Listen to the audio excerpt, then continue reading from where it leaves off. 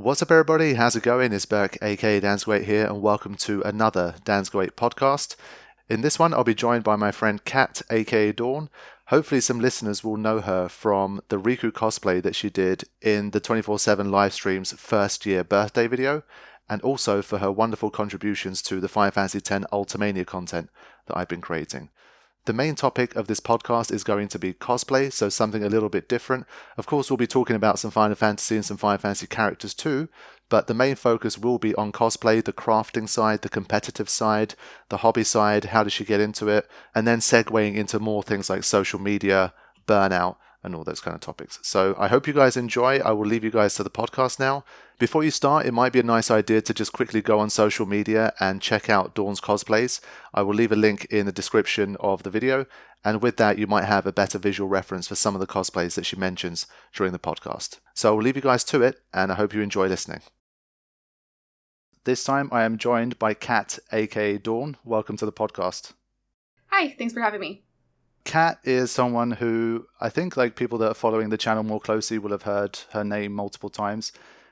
She has been a friend of mine for quite some time now, and especially more recent years, she's actually contributed some really cool stuff to the channel, namely the Final Fantasy X Ultimania work that I've been doing. She's been helping with the translations, and also she's like one of my guides and one of my sources of advice for the Nier Automata and Nier Replicant stuff that I've been doing. So hopefully some of you guys would have heard of her already.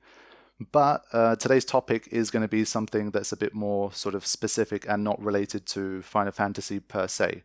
So, Kat, why don't you tell the internet what you're best known for? So I've been cosplaying for about 6 years now, was when I first started making my own cosplays.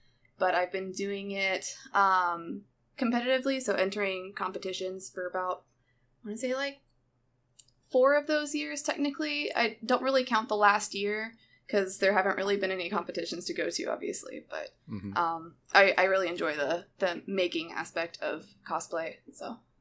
Awesome. So, as I've been saying to people that have been listening along, of course, we're going to talk a lot of Final Fantasy in general throughout the podcast, talk to other Final Fantasy content creators, etc., but I've always wanted to branch out and talk to different people about different topics and that kind of thing too. And Dawnne is someone who's like hobby is something that I'm interested in. I want to hear her story, how she got into it, the ins and outs. We've talked a lot about it on Discord over the years, but I kind of wanted to condense it into like a podcast format. So hopefully, if anyone that's ever been curious about cosplay, like the life of a cosplayer, you know, how does the hobby work and all that kind of stuff, hopefully those are the kind of topics that we're going to be getting into today. So I'm excited to have a chat about this one. So I think to start off with, I think it's always a good idea to kind of just start these things from the beginning, and for you to tell us about like how did you even ever like figure out that something like cosplay existed, and how did you get involved with this whole thing?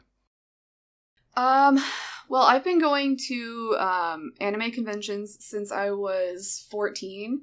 So that was back in 2008. That was when I first started going, and that's kind of when I first had my exposure to cosplay. Because, like, I had never really been immersed in that kind of subculture before. That was when I first started getting into, like, Japanese culture, the anime, JRPGs, things like that. And so at these conventions, you'd see a lot of people in cosplay. And, you know, back in 2008, it wasn't really as, I don't really want to say the word mainstream as it was as it is now. But it was definitely not as accessible as it is now. So it wasn't quite as common as you'd find at a convention now, but it was definitely something that you would see. And that was kind of when I started thinking about it. And I didn't really have any friends at the time who cosplayed. I had like one friend in high school who cosplayed, and then I borrowed one from another friend at some point. But the first time that I ever actually wore my own cosplay that I made was in 2015 is when I say that I started.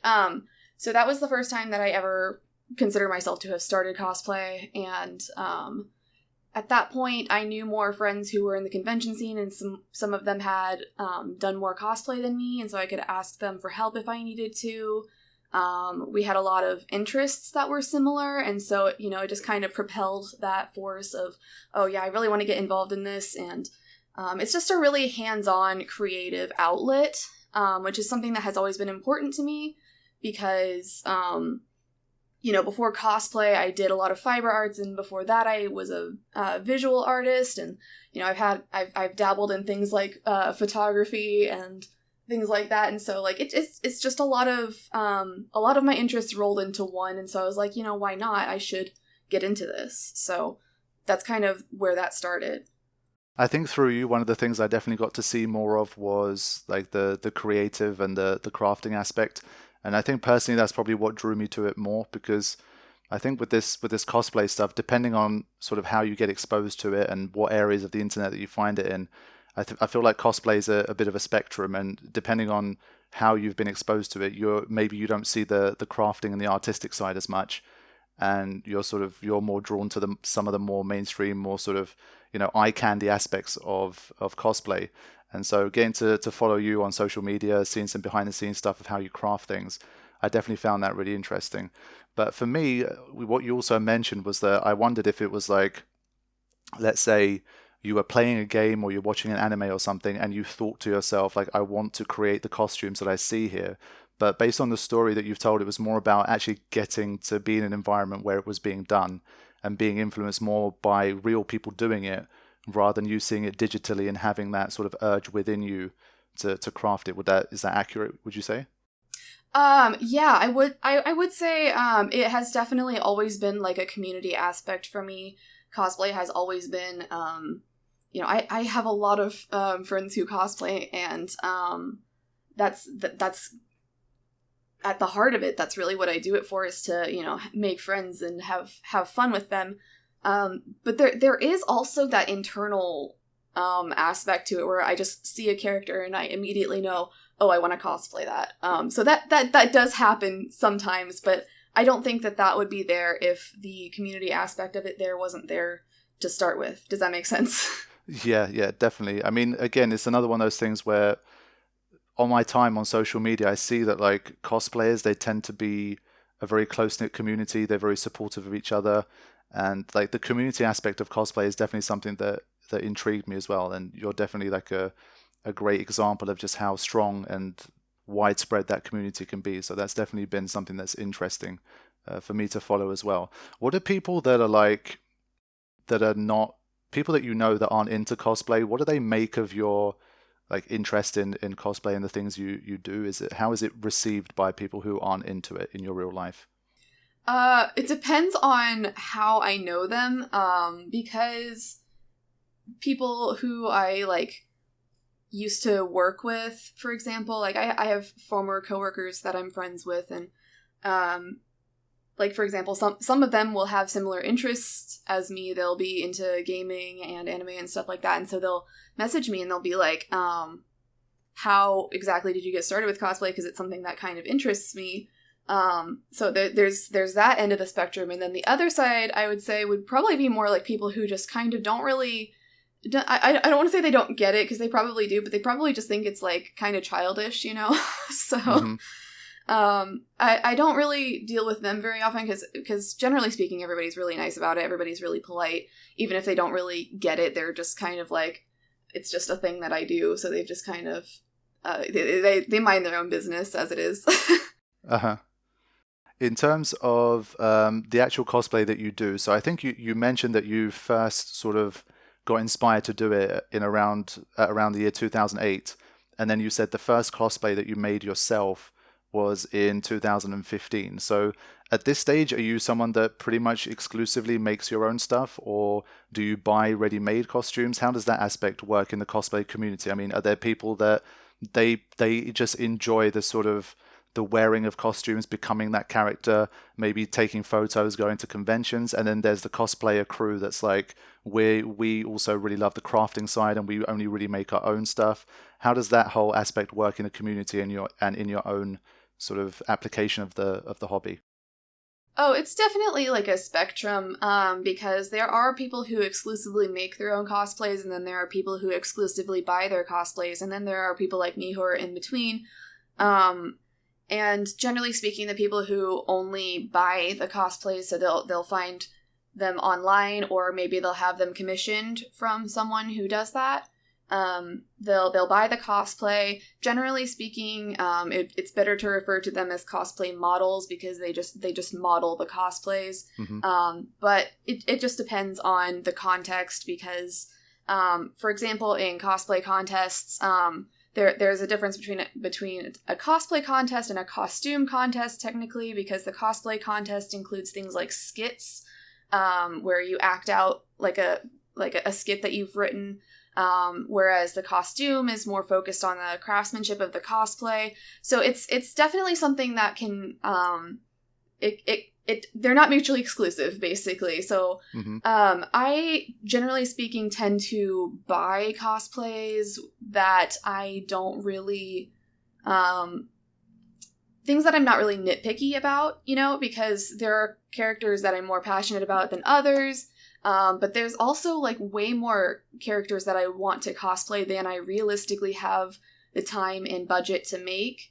So it's better for me to, decide which ones I'm willing to settle for possibly less quality than I would, make it for if I had that. Or there are just sometimes some cosplays that I'm just like, I don't want to bother with making this. It's not worth the time.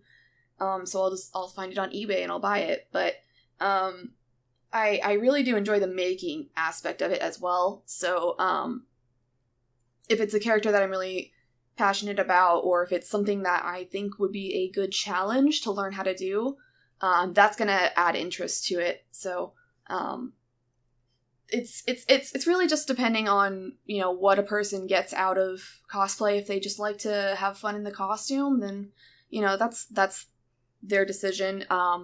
There are also people who just only want to make their own cosplays, so it's everywhere, all over the place. So yeah, I think from my perspective, as someone who doesn't do cosplay themselves, I just see it sort of on social media, on the internet and that stuff.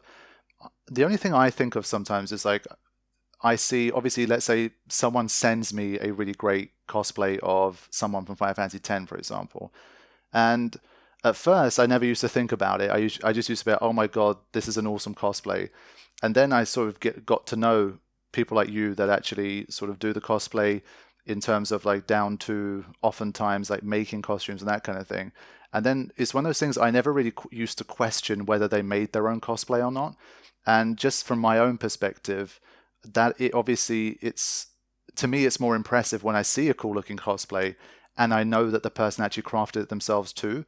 And so it's one of these things where I never used to pay attention to that. I just used to say, does it look cool or not? But now I'm always like, but did they make it or not? Because oftentimes, let's say look at this awesome cosplay on Twitter and it has 20,000 likes. But oftentimes you have no idea if that person made that costume themselves or not either. So in the community, is there I don't know what the word is, but almost like a snobbery, in terms of oh man, this person's so popular from their cosplay, but they don't even make their own cosplay. They're just cosplay models. But there's a lot of people like me, for example, that maybe they don't know. We just think, oh, they must make these costumes. They're oh so talented, but they're just cosplay models, for example. How does that cause friction between people in the community and that kind of thing? Do people lie about it? There are definitely instances of that happening, and there are going to be snobs in any kind of creative hobby, any kind of hobby, really. You're going to have people who, think that their way of doing things is the right way, and that the way that other people do it is the wrong way, and there's so there are going to be people who think, oh, if you don't make your cosplay 100% from scratch yourself, then it's not really your cosplay, you're not a real cosplayer, blah, blah, blah. And I just don't really like that way of thinking because, cosplay, it's just dress up, really. So why are you so defensive of it, It's everyone should be able to, put on a cosplay and have fun. Not everybody has the same goals that you do. Not everybody wants to be quote unquote cos famous. Nobody, not everybody is gonna want to do the same things as you. Not everybody has a goal to improve even. Sometimes it's just something that people want to do just for fun. And I think it's, kind of a waste of energy to get upset over people who, don't make their own costumes. I just don't really get why people waste their breath on that, honestly. Yeah, it makes sense. I think, like you say, I think you got to really just kind of see it as like a very individual like pursuit, in terms of it's more about just how it makes you feel Exactly. than anything else. Because obviously, part of me thinks, especially I think these days on the internet, is something that I think about often, and then I sort of come back to the same conclusion in the end, where let's just say you have, I don't know, a cosplayer that is extremely talented on the crafting front, and they're someone that has a lot of skills and they have a lot of knowledge and all this kind of thing, and they're making like incredible work. And then you have someone who's, let's say, a cosplay model, but because they look a certain way or they're cosplaying certain characters, they're getting so much more attention on the internet for their cosplay. And then you think to yourself, yeah, but that's like unfair on the person that's like putting all these hours into crafting it and that kind of thing. But then that's like how that's my like initial reaction to it. But then I sort of think about it and I'm just like, I bet the person that's probably crafting it just really doesn't give a shit, and they're just enjoying what they're doing, and they're probably thinking way less about this topic than you are, because they're just enjoying what they're doing.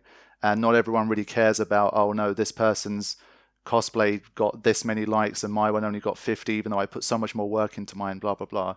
Yeah, there can sometimes be a little bit of frustration when it comes to things like that. Like, you spend, let's say, 50 hours on, sewing this costume, and then someone who just went out and bought it on eBay and they post it and they get way more attention for it. Yeah, it can be a little frustrating. But at the end of the day, you have to consider a lot of different things. Like, everybody wants to blame the algorithm on every social media site for, why something didn't perform so well or why something performed extra well. So, that's part of it. But there's also,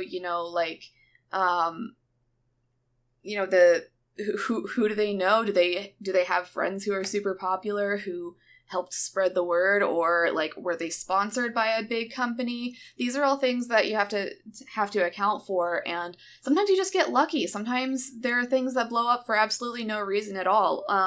Because I've definitely experienced that with like my low effort cosplays. I've had some that like I purchased or that I threw together in like 2 days, and then I posted it and they like get a lot more popular than the ones that I spent a lot of money and a lot of time making.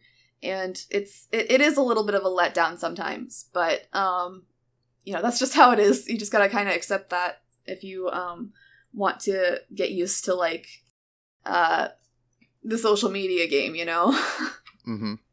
I think especially if you're someone that's into the crafting side, it sounds to me like, again, based on what I've seen through the work that you've done, you really just have to embrace and enjoy the process and the journey of making it, rather than sort of always thinking about how it's going to perform or what's going to happen once it's done. And I think if you get to, if that's how you're enjoying your craft, then I feel like you're much more immune to like what happens after, especially if it's a hobby. I mean, if you're not sort of literally needing to compete with people to make a living through your cosplay or whatever, I think you just got to try and focus on the craft and like the job at hand. So since we're talking about crafting, like talk me through, like obviously not in excruciating detail, but like in general, what's it like when you see something and you're like, I want to make this. Like how does that process work for you from seeing something and having the idea to actually having a finished cosplay? It really depends on like the media that I am looking at, because sometimes it's like instant. Like I look at a character and I'm like, oh yes, I definitely want to cosplay this. An example of that would be 2B. The first time I saw her character, I was like, oh my god, I have to wear that costume. And then there are other characters that like I guess warm up to me, because like I'll be playing the game and the character is first introduced, and like either I don't have an opinion on them or like they just warm up to me over time. And at some point I'm like, oh man, I really want to cosplay this character. So it depends on, it mostly depends on my relationship to the media that the character is from. So games that I really like, games that are important to me, those characters are going to get more priority than characters from obscure shows or games that I haven't played, and that's generally why I don't cosplay characters from media I'm not familiar with. Just as a general rule of thumb, I don't tend to cosplay from games that I haven't played or shows that I haven't watched, and that's not true for everybody, but that's just how I do it, because I want to have a more personal relationship with that character, if that makes sense. Like, I want to understand, their motives and what they're like and their personality. I want to understand all that before I decide to make a costume for them, so. Mm-hmm. In terms of, so after you come up with a decision to make something, I mean, how do you go about actually creating that thing? I mean, you go from literally just having an idea in your head to replicating a costume that doesn't exist, like, in the real world, if that makes sense. You're actually making something from nothing. So how does that process work? How do you even begin to do something like that? So the advice that I like to give is that you have to think three-dimensionally. So when you look at a character on a screen, you're not necessarily seeing the front, back, sides, top, bottom, every angle that you would look at that character, but that's something that you have to think about. You have to think about how all of the accessories sit on the body, what order you put the clothes on, how they interact with each other, how you want your props to be, how you want your wig to look. You have to think about all these kinds of things, and you have to think about it from, all angles. So it helps. One of the best things that you can have is like a 3D rotatable model if you're cosplaying from a video game, for example, or just like even if it's just like official art, like character profiles, like that's really helpful, because usually it'll have the front and the back sketches of the characters, so you can use that as a reference. So you just want to make sure you know exactly what all your character looks like from all angles, and then from there you would break it down into parts, like this is going to be the top, this is going to be their jacket, this is going to be the pants, the shoes are going to be this, and these are all the accessories. Breaking it down into that much makes it easier for you to, figure out how to assemble it from there. And then, deciding what materials to make each thing out of, budgeting, and if you don't know a skill, you would have to look up a tutorial or just try and wing it and figure it out, which I've done quite a bit. But yeah, that's generally what the process looks like. Sometimes it can be a lot of guesswork, like if it's something that there's no tutorial for, you can just be like, oh well, it kind of looks like this, so I'll try this. So sometimes it can be it's not written in stone how to do one thing or another. It's just kind of that's one of the nice things about cosplay, is that you for the most part you figure things out on your own, unless you're following someone else's instructions down to the T, Mm-hmm. Yeah, that makes sense. I mean, what would you say in terms of how much skill do you think you need, like base skills, to even be able to try to cosplay? Is it one of these things where when you were really starting out, you kept looking at things and thinking, yeah, like this looks really cool, but there's no way I have the skills to make that. So how simple do you have to start to even really get a foothold with doing this stuff? That's one of the nice things that I was talking about with people who can just buy their cosplay, because that makes the bar really low in terms of accessibility. So if you want to wear a costume to a cosplay meetup, you can just go online and buy one, and so that makes that much easy. And then in terms of making it, well, I mean, yeah, you are gonna have those moments where you want to make this, but you think it's beyond your skill level, and I've definitely put off cosplays for that reason. Lightning, I put her off for 3 years because I didn't want to make her bag. But did you say her bag? Yeah, her bag. Yeah, on her leg. Really? Yeah. Yeah. So the entire thing didn't happen because of a bag for 3 years. That's insane. For 3 years, yeah. Okay, right.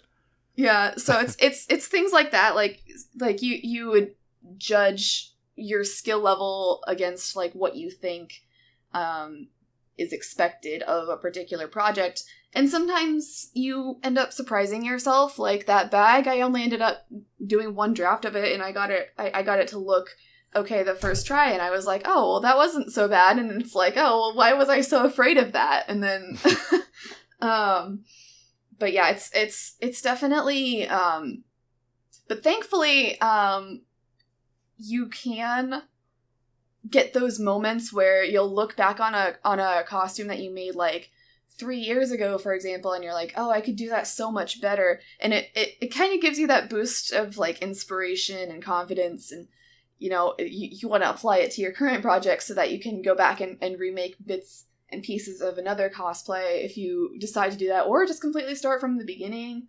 Some people do that too. So yeah, my answer to that is just to kind of like sit on it and be like, maybe in the future I'll remake that costume, but not right now. Yeah, it makes sense. In terms of, you mentioned like budgeting a few times. That's also one of those things where I'm just like, how do you get a feel for how expensive a project is going to be? And are there projects that you've put off because it's too expensive and all that kind of stuff? How have you been able to sort of figure out what you're capable of doing and what you're not in terms of budget? And also, I mean, how much can cosplays cost? So budgeting can range. It depends on like if it's something that you plan to fully make from scratch, or if it's something that you're okay with buying pre-made items for. Because the good thing about some cosplays, like some characters, like, you know, they'll just wear like a t-shirt and shorts or whatever, and you can find that at Walmart, you know, so you can just go out and buy those things for less than $30. Boom, you're done. So it just depends on what it is that you're making and the goal of the project. If you're doing a lot of creative work, you're going to have to think about not just, you know, the fabric, but also if you need any paints or dyes. If you're making your accessories, you want to think about what is it going to be made of? Is this necklace going to be made out of beads, or is it something else that I want to use? You know, just thinking about what kind of things to break it down into and what kind of, I guess, ingredients you would need for for the recipe that it all comes into. So you have to think about that. Obviously, the fewer materials you need, the lower the cost is going to be. And also, you can lower the cost with things like, for example, something that some cosplayers will do to save money is they'll just go to a thrift store and pick up like a bed sheet and use that for their fabric. And their costume is done in like $1, you know. You know, the downside of that is that, you know, you don't get to pick how much you get or what the fabric is made of, or, you know, the color. You know, there's a lot of downsides, but if you want to be really strict with your budget, you can. And a lot of people are put off of cosplay because they think it's expensive, and that can be true. But not necessarily. I think the cheapest cosplay that I made was on a budget of about, I want to say like $40, something like that. I was on a really tight budget, but I mostly just used things that I had already, and then I just kind of went to the thrift store and picked up a few things that I didn't have, and that was pretty much it. And then like on the upper range of my cosplays, I've spent upwards of $400 on one costume. Which one? But it's Paine. Okay, right. Yeah, I'm gonna come to that one a little bit later. Yeah, so it's it just depends on what you need, and like so like that's the scale of it. It's yeah, there's a lot of factors. Have there been any where you were like, I like this, but this is definitely going to be out of budget, so I can't do it? Sometimes it's more like I don't drop all of the money for materials at once. So that's one of the good things about making your own costumes, is that you can spend $20 here, another $10 here. You don't have to spend all of it at once unless that's what you want to do. But I tend to kind of break it down into things that I am going to need to work on first and then things that I can buy later. Like if it's a more complicated wig, that might be one of the things that I buy first. If it's a simple wig, that might be one of the last things I buy. Yeah. So the budget is spread out over time. That way I don't spend, one entire paycheck on one cosplay. So yeah, that's one of those things where, again, like on the internet, sometimes you'll see these truly like insane ones where, I don't know, I remember seeing like, I think one of the first times when I saw a cosplay and I was like, whoa, maybe it was like 2012 or 2013, and Metal Gear Rising Revengeance was coming out, and they had the Cyborg Ninja Raiden as like the protagonist of the game. And I remember seeing some person that had made this incredible like exoskeleton cyborg outfit, and he also had this sort of, I think his mask was like he had like a mechanism in his mask that sort of made it sort of the visor like come apart and then come back together. And I just looked at that and I was just like, that's insane. Like, how did he even make that? How much money would he have spent to make that? Have you like got to hear about like any crazy like big cosplay projects that might have cost like thousands of dollars to make and stuff? Oh, definitely. I mean, it depends on like how insanely detailed you want to go, because there are people who will spend a lot of money on like complicated mechanical parts. I don't even know any off the top of my head, like a specific hard number in terms of cost, but I have seen cosplayers who use things like LEDs and even fog machines. Some of them, have batteries because they transform, like people who have like motorized transforming wings that will fold out and stuff. Like that stuff is really cool, but I'm sure that the equipment that goes into that is really expensive. It's something that interests me, but I don't know if I'm gonna ever have the budget for those kinds of things. But I'll figure it out, I guess. Yeah, I think from the stuff that you've done, I think I remember you telling me that you made lightning sword using 3D printing. I think, right? Something like that. Yeah. So like, has technology like helped cosplayers? Like, how much has it changed the game in that sense? Oh, definitely. Yeah, that's something that has come into play in more recent years. Probably, it's probably been a prominent part of cosplay since I really started a few years ago in 2015. Because I remember people on Instagram talking about 3D printing their props or their armor or like little accessories on their cosplays, and I thought that was really cool. And as 3D printers are getting more and more affordable, it's something that I've thought about incorporating into cosplay, but I didn't really want to fuss with buying the printer and figuring out how to set it all up. I just kind of sent the files off to a printing service and picked it up, and that's what I used for Lightning. But now I'm like, this might be something I want to do in the future for other things. Not sure if I want to do another sword that way, just because it's given me a little trouble with in terms of weight. Like it kind of there are some parts that are more fragile than others, so it doesn't stay together all the time. But for other things like smaller props or accessories, I might want to consider getting a 3D printer, but I just haven't really done the research on what I can afford for something like that. So maybe in the future that'll be something that I'll have, but it's definitely something that other people have incorporated into their toolbox for cosplay. So, in terms of, you mentioned for the sword that you sent off a design to get it 3D printed. So for something like that, what do you do? Do you literally Google like lightning sword 3D design, and then some person somehow like created a file for this already? Yeah, so the good thing about like if the file that you need is popular enough, there's a good chance that you can find one that you can buy online. Like I just bought like the model off of Etsy for like $7, and then I sent it to the company to have it printed. But if it's a more obscure if it's a more obscure model that you need and you can't find it online, then you might have to model it yourself or hire someone to model it. It's one of these things where, like, hearing you talk about the stuff that you're thinking about and like the crafting and all that kind of thing, it sounds like there's just a lot of skills that either you need or that you learn or that you pick up along the way. Like in terms of transferable skills, like what kind of things have you done like during your cosplay hobby that maybe you didn't think that you had in you, or that you've maybe carried over to like your real life, like transferable skills or that kind of stuff?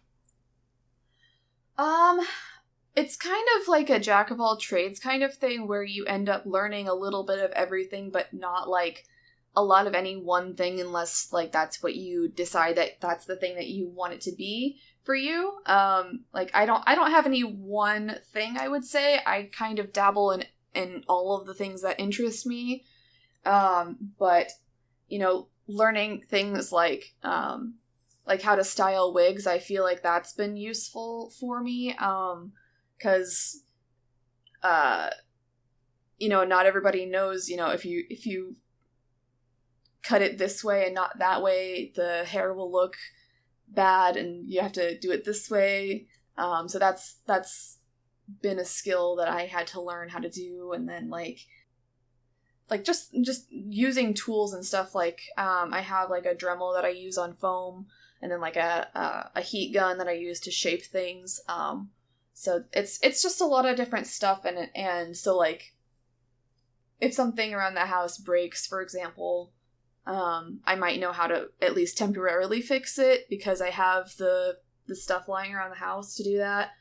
Sometimes you can use like caulk to use on your foam to seal up the seams, but like I needed some in the bathroom, so I just took some of that and put it in there. So Okay. yeah, so I have some of the stuff just lying around the house to fix everyday things.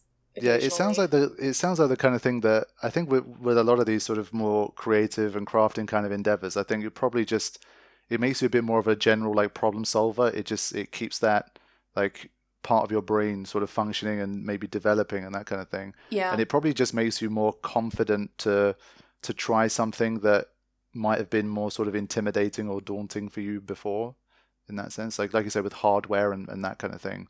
Like, I don't know, they say something like a soldering iron would scare a lot of people, but maybe someone who's dabbled in cosplay and mess around with a few things, if they need to solder something, they'll be much more likely to just dive in and just give it a go and just learn it. Yeah, I actually do have a soldering iron, so it's funny that you mentioned that. But exactly. So yeah, a lot of people will use that to like add texture to their foam or something. But you know, if I ever need to solder something, you know, I have that lying around. I can just use that. Also, like, I was surprised when you know, as I came into adulthood, the number of people who were my age who didn't know how to like sew a button on a shirt. And so it's surprising how practical like just having knowledge of things like sewing can be, because like true. if there's a big hole in your shirt, you want to know how to fix it, or like if your pants are too long and you want to hem them, you know, you can just take it to your sewing machine instead of paying somebody else to do it. So that's true. It's one of those like underrated sort of skills, like especially I think men are a lot worse at it as well. We're just like, you know, sewing, who cares about sewing, you know? And then everyone like doesn't care about sewing until you need something to be sewed, and it's like suddenly like a button like pops off something, and it's like, oh shit, like that it would have been nice to know. It's one of those like annoying things. There's always something that happens where something will like rip a little bit enough that if you just knew how to sew, you could sort it out, but you don't, and that kind of thing. So I definitely get that aspect of it. One thing I'm curious about as well is like, obviously there is with a lot of characters that get cosplayed. I mean, a lot of characters are just designed to be appealing and like to be fashionable and to look cool and to look good and whatever. For people that do spend a lot of time cosplaying and researching and making the costumes, doing the wigs, doing the makeup, that kind of thing, how much of that, if any of it, translates into like your real life fashion or your look? Like, not like literally obviously walking around like you're in cosplay, but is there anything that you maybe learned or started doing for your cosplay that you thought, actually, I like the way this looks in my like natural day-to-day life? Yeah, actually, so sometimes I will really end up liking like the makeup I do for a character. So I'll get out of cosplay and I'll just like leave the makeup on because I like the way it looks. I also sometimes will just wear the clothes that I have for my cosplays. Like, on Adia, I have just like a plain black long sleeve shirt, so I incorporate that into my normal wardrobe. Or like, I wear my Tifa boots like almost all the time. Like, those are almost the only shoes that I wear anymore. They're really comfortable, so like I just wear them every day. But they're also part of my cosplay. So I'd like to interrupt you on that one. So these Tifa boots, for example, are these, let's say, boots of a similar design that you found online that you brought and then maybe you modified it a bit? How did you make them into Tifa boots? Well, I didn't actually do anything to those particular shoes, but for something like, for example, Lightning, I did make a lot of modifications to that one, where I painted the sole on it, and then I cut off the edges on it and added my own fabric to it so that I could make it look more like what she's got. But like something like Tifa, where it's just like, red boots, I found those pretty easily. So it just depends on how detailed you want it to be, and I took the easy route with Tifa, admittedly, but at least you got to have some everyday boots out of it. I mean, that's a nice right plus. Yeah. And it's one of those, I guess, you can sort of get it again if you need another pair. If you've like beaten up those too much, you can always just get another one. Yeah, it's definitely more replaceable. So one thing, again, that's curious to me, you told me a little bit about like your experiences with this stuff before, but I think it'd be interesting to hear that perspective and that story again. What's it like on the competitive side of cosplay? This is something that you've dabbled in a bit more recently, so I'd love to hear more about that whole side of the story. I used to be really intimidated by competitive cosplayers, by which I mean like people who actually enter legit competitions where there's an actual judge and actual rules and everything like that. Like the idea of that used to terrify me, and I used to think that everybody who was into competitions would be like really snobby and would be like would be very like condescending to new competitors and things like that. And that just really has not been the case at all. Almost every single person I've met through competitions has been really, really nice. They've all been very friendly, very encouraging. We all tend to kind of like support each other and learn from each other, and that was a really pleasant surprise for me. So it was really great to get to meet those people, and I can't wait to go back to them in the next time that conventions are a thing. So I just it just makes me really excited to learn from each other, and like I was saying before about it being a community thing. So leaning on each other, learning, and advancing your craft together.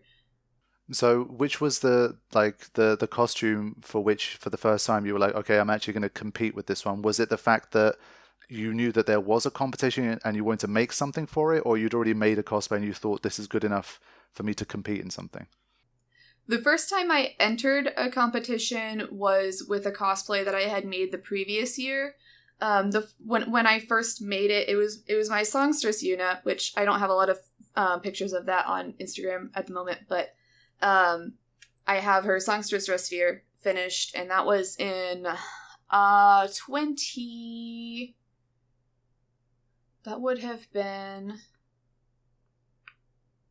2017 was when I made it. But I wore it again in 2018, and I'm like, you know what, I'm gonna go for the competition this time. I didn't really know what I was expecting the first time I went into it. I was just like, well, I'll just give it a try just to have the experience. And I didn't win anything that time, but it was really interesting to have that experience and get to meet people, and like going into the green room and seeing people who I had known like from Instagram but never met in person. I was like, oh, it's really nice to meet these people that I look up to, that I talk to. In terms of like what you actually have to do, because I've never like seen footage of how it works. Is it sort of like almost like a catwalk, like you get out there and like you do like a catwalk kind of thing, and like the judges check out the costume? Because I think you mentioned there's one where like there's a skit one. What kind of like different categories and stuff are there for the competitions? How does it work? It depends on the competition, because it's really frustrating in the regards that almost every competition has different rules and regulations, and so you really have to check out each individual competition before you enter to know what you're getting into. But generally speaking, from what I have seen in most conventions I go to, most of the competitions that are there are usually divided between like craftsmanship and like skits and things like that. So like with skits, for example, I mentioned this before, but you can enter using a cosplay that maybe you didn't make, whereas craftsmanship, it's assumed that you made this with your own two hands.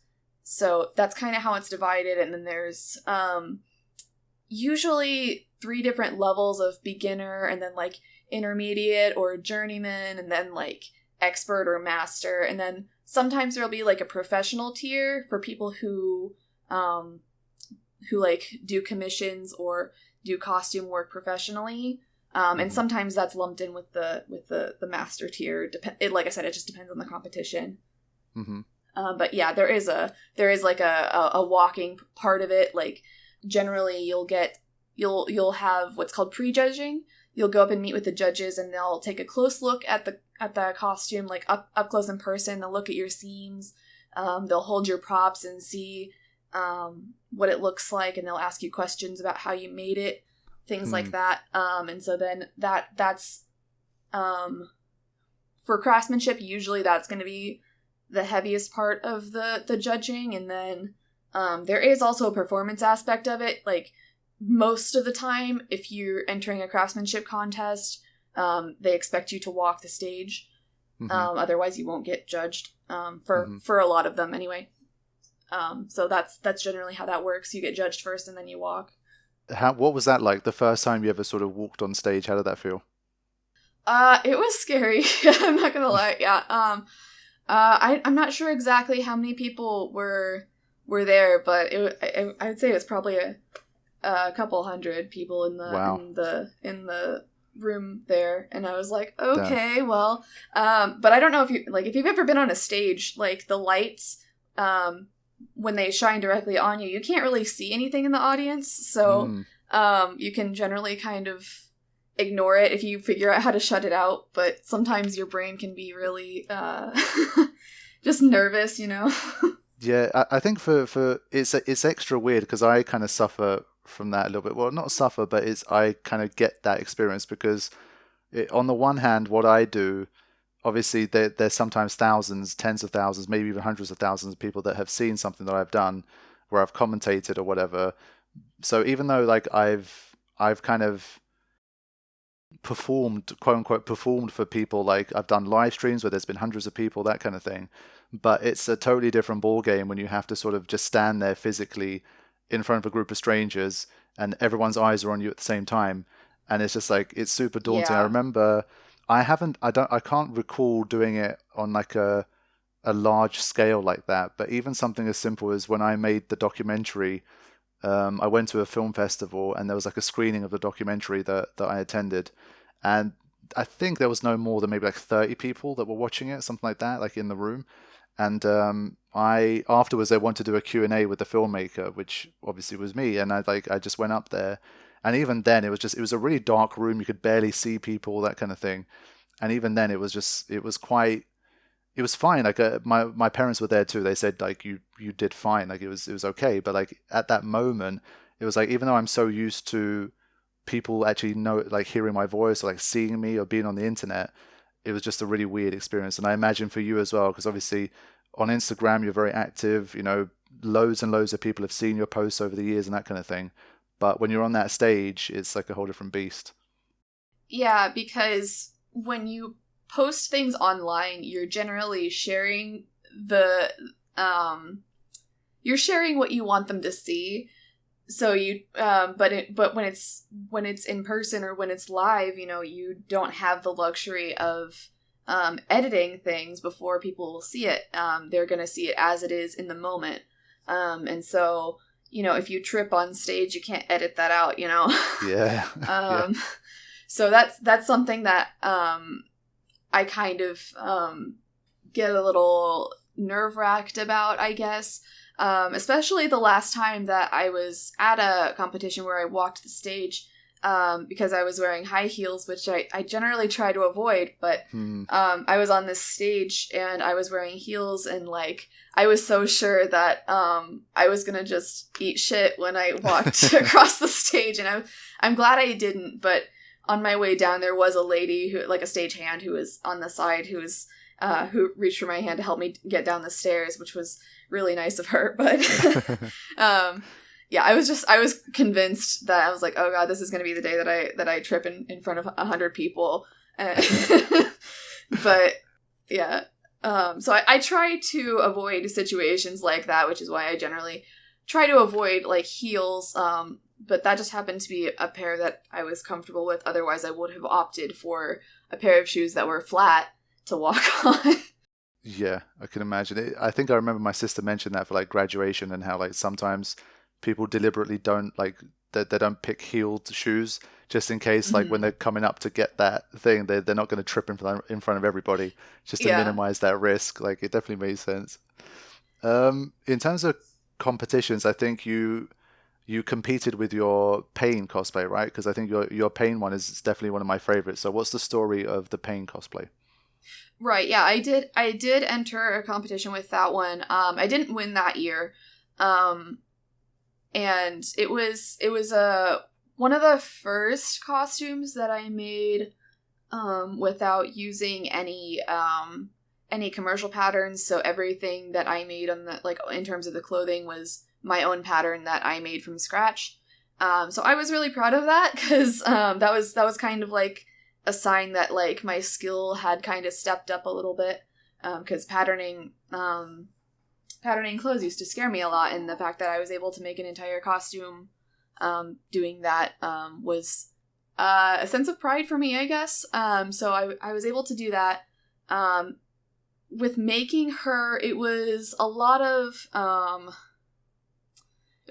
problem solving, because like if you look, for example, at her pants, they've just kind of got that gap down the side. It's like an inch wide, and that's not really how clothes work. So you have to kind of figure out, what's the best way to achieve that kind of illusion. And so, what I ended up doing was making like a pair of shorts, and then some detached like legging pieces that go underneath it, and then it's attached with like a little garter snap thing. And that's how it's held up. And then the side seam is just kind of like, it's kind of folded in, so that there's just that like 1 inch gap. And, the side is held together with, belts, because, it's Final Fantasy, gotta have belts somewhere. So the sides of her shorts and her legs are held with buckles, and those are actually real buckles. They do come unbuckled. So that's what holds it together. And then everything is kind of held together with, like like I said, it's got the little garter things on the leggings, and then there's also like suspenders sort of on the, from the top to the bottoms. So it's a lot of problem solving. I had to figure out like what kind of material to make this out of. And you'd think it would be like really hot and sweaty and uncomfortable. Yeah, I was going to say, like, how uncomfortable was it? It was something I was going to ask. It's probably not nearly as uncomfortable as you think it is. It's actually super comfortable. My only regret is that like I didn't make everything lined, and so like it kind of sticks to me if I've been sweating a lot or if I've been wearing it for a long time. So that's where the discomfort comes in. But in terms of like, in terms of the fabric itself being uncomfortable, it has like a little stretch to it, so it's not as uncomfortable as you probably think it is just by looking at it. It's mostly like the shoes, because I do have like a slight heel on those shoes that I wear with it, so if I'm on my feet for a long time, then it might start to hurt, but generally speaking, the costume itself doesn't hurt. So How long did that one take you to make from start to finish? Oh, it's hard to say, because I had It's not necessarily like I started at any one particular time. It was just kind of like, oh, I'll figure this out, and then I'll figure that out. But I started about 2 months before the con, I want to say. So on and off, I would make like a draft of the clothes, and then like I would go to work on the prop, and then I'd work on the wig. So it was a little bit of this and this here and there until the con over the course of about, I'd say probably about 2 months. Mm-hmm. So would you say that is that one your favorite cosplay? If not, which one is your favorite of the ones that you've done? My favorite right now is probably Lightning, because I put so much, I used so many different materials. First of all, I have let's see, I have about 14 different fabrics in that cosplay. I probably couldn't name 14 different fabrics, I think.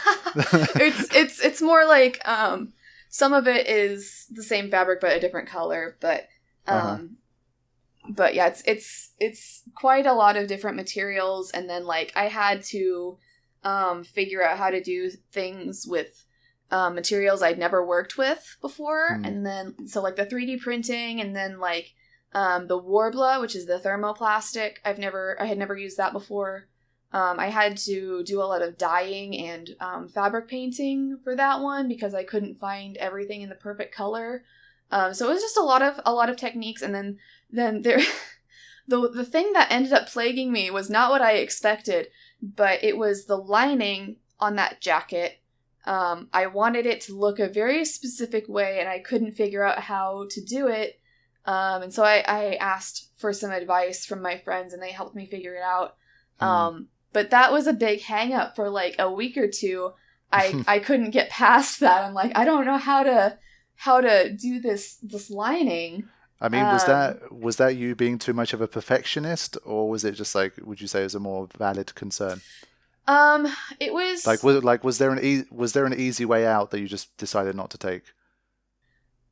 It depends, because like this was something that I was trying to lean more towards screen accuracy for. And so I wanted it to look a very specific way because that's how it looks in her character renders. And if I did it like the lazy way that I could have done it, it wouldn't have looked the same. It wouldn't have had the same final result. It wouldn't have made me as happy as it did putting in the extra time to figure out how exactly this should work. Mm-hmm. So overall then you're saying for now, you started off with for now, so it seems like at the moment Lightning is your favorite, but that might change.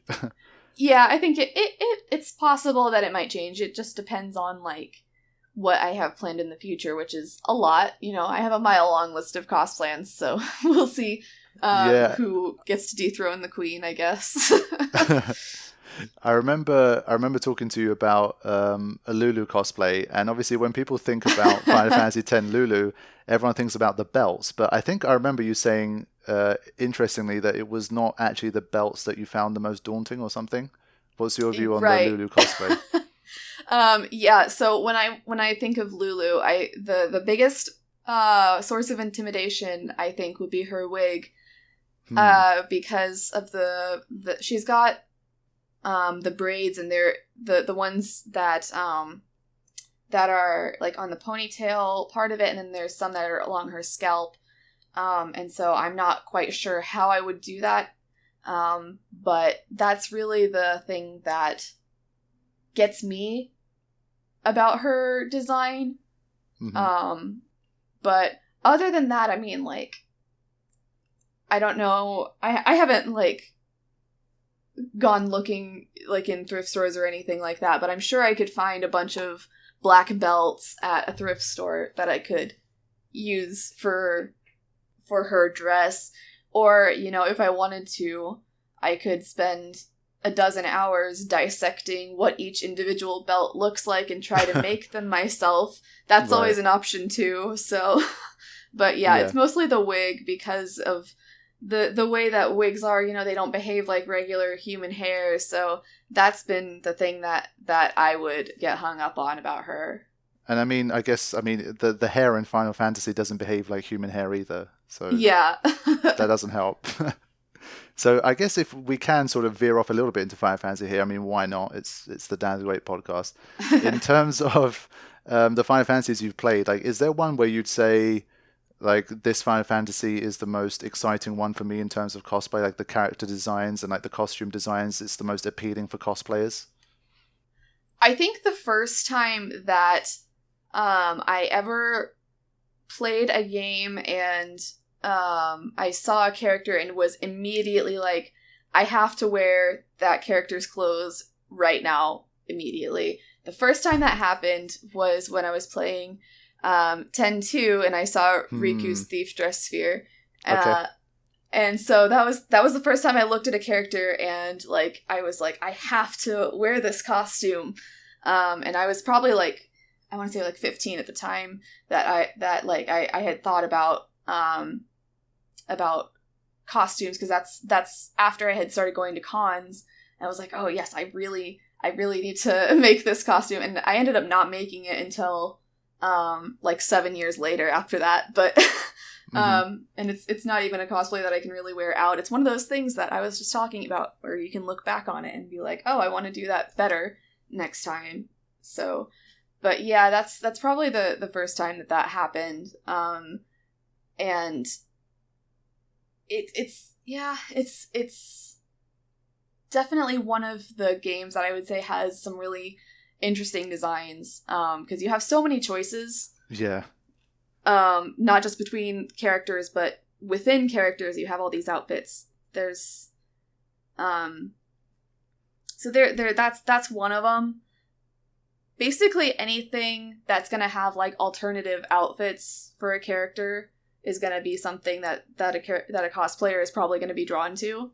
And I mean, the Final Fantasy X-2 for that was huge. Like, obviously, when you said it, instantly I was like, yeah, like, of course. I mean, I don't know how many, but like, I'm just trying to think, like, for each girl, there's so many different dress spheres that there's just there's so many combinations that you could potentially have. It's endless. Yeah. Like, if you just set yourself the task of cosplaying every single costume that you've seen in X-2, that's a lifetime of cosplay already.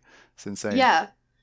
Yeah, and even if we're just limiting it to Final Fantasy as a franchise, like I've kind of joked, you know, someday I'll cosplay every like female party member in Final Fantasy, like that. Like I've kind of like jokingly said that, but maybe it won't be a joke someday.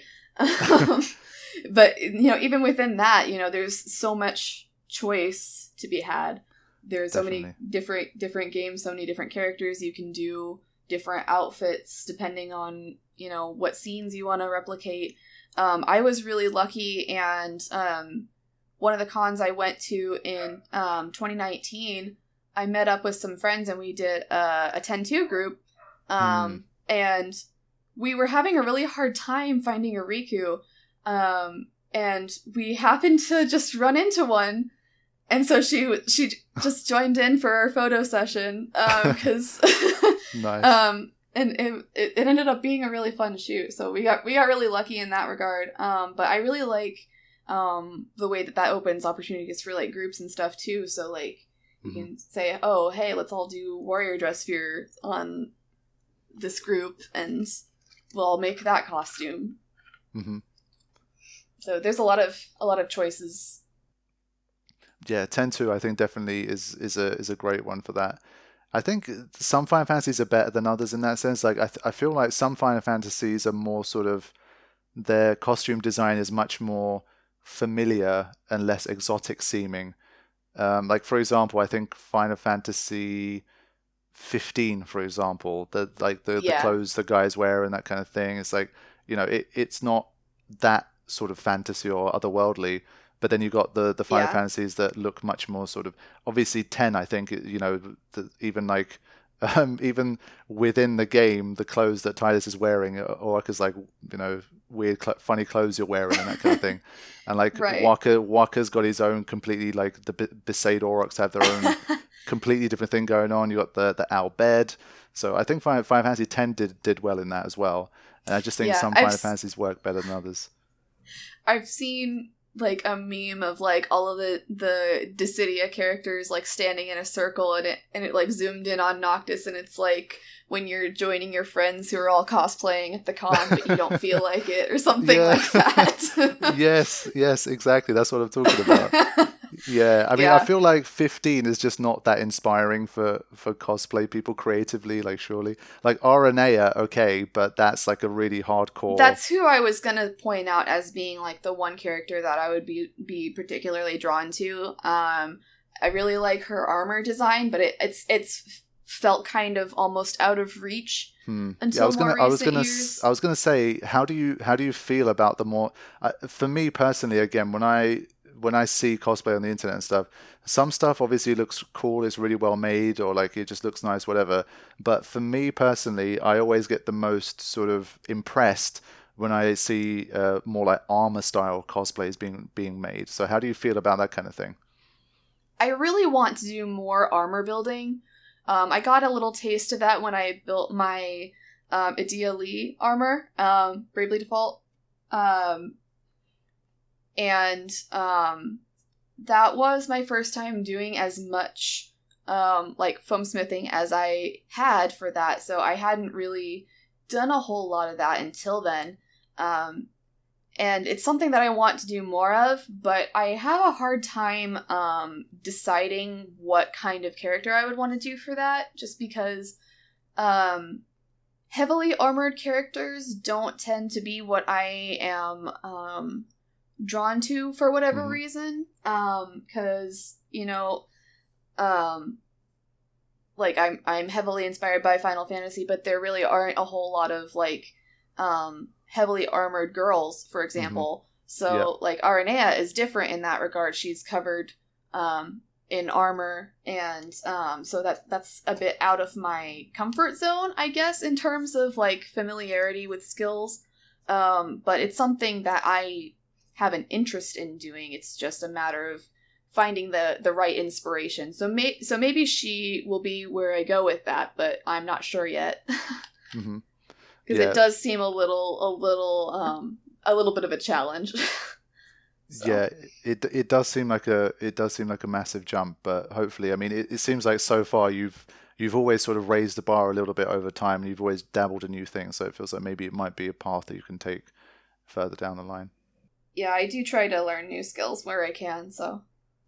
Yeah, I think maybe, hopefully, in the future, or maybe in Final Fantasy 16 or like some future Final Fantasy stuff, we might get some more options, who knows? Yeah. Okay, so one thing that definitely interests me about the life of a cosplayer is how often do you receive criticism, and are people constructive about it? Are people annoying about it? Are people supportive about it? What's been your experience from like the more sort of negative and like criticism side of being a cosplayer? How does that work for you? I thankfully don't tend to get like too much like negativity. I try to I always try to promote an air of like positivity when it comes to, like body image and like skill level, things like that. But there are going to be people who, unfortunately, are going to be really,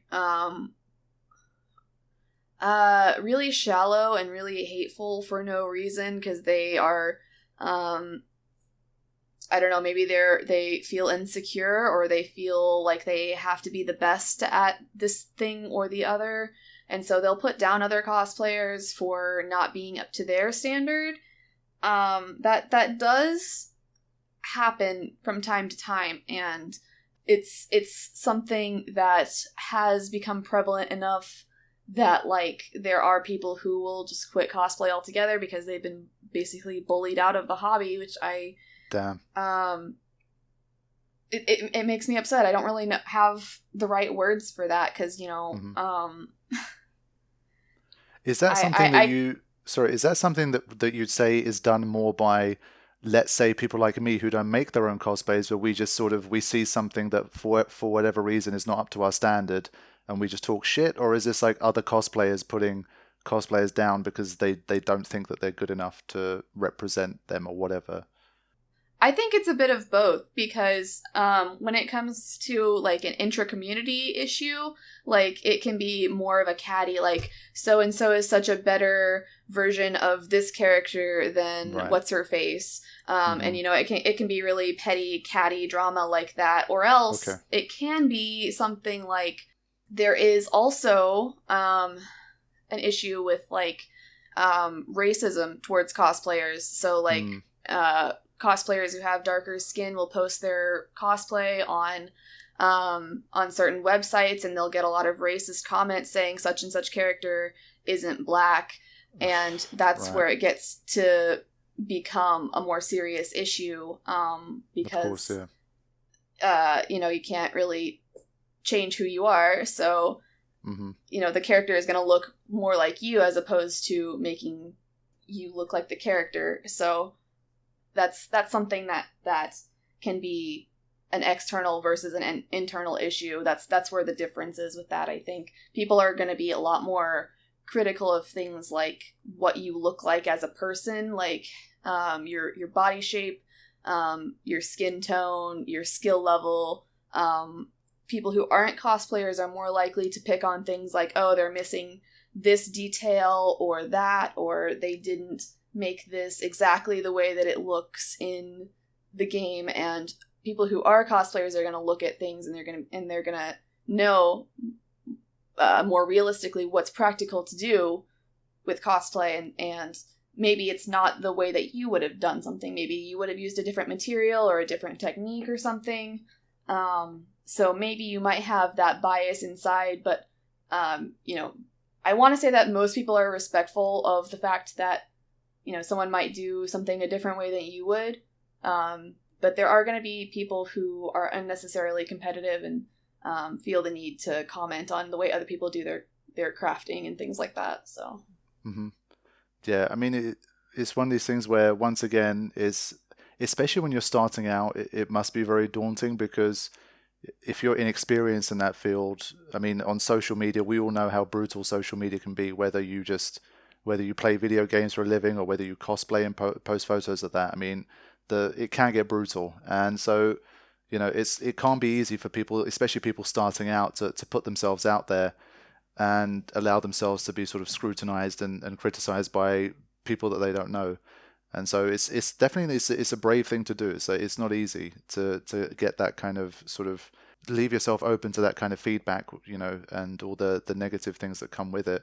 So for you, I mean, do you find that there's sort of, how do you react to that sort of criticism? Do you ever find stuff in there where you're like, actually, this person's onto something, like maybe this is a suggestion that they made or something about the costume that they didn't like, and actually they have a point, so maybe there's something I can modify in the future, or in like a future costume I'm going to pay more attention to something like this?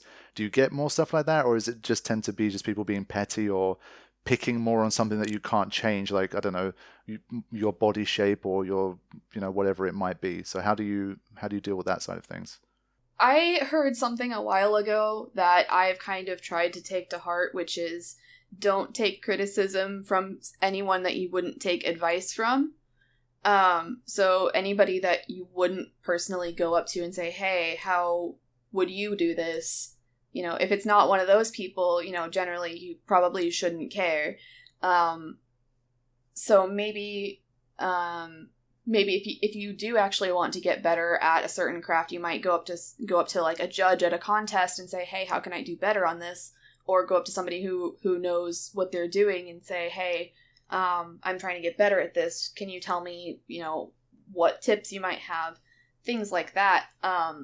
But generally speaking, the kinds of comments that I tend to get from other cosplayers that bother me are like, I mean, you've experienced like backseat gaming. There is such thing as like backseat cosplaying, because people will come in. Of course, there is.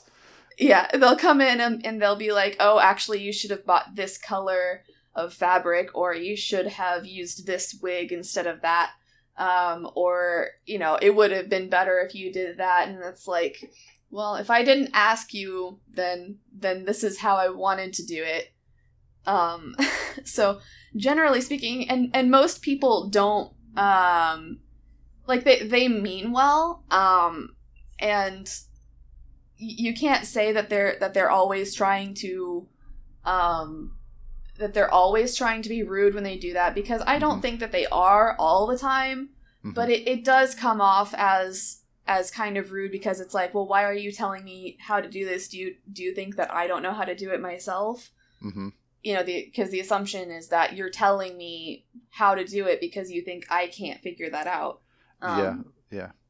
I think from my own perspective as well, I tend to, I try my best to sort of compartmentalize it, but in and of itself, those sort of comments are very difficult to deal with, because again, I agree with you that I think most people are not coming from like a really mean or like hateful place or whatever it might be, but to me, it sort of has this. I always look for tone when I'm looking at comments like that. Yeah, and for sure. There tends to be different ways to do it. Like when someone just sort of launches in with a "you should," like if the comment literally begins with "you should," that tends to just mentally sort of switch me off. Yeah. Where like they've not acknowledged anything about what you've done, maybe anything you've done well, anything you've not. It just, they might be correct. It's one of these things where it's like you can't.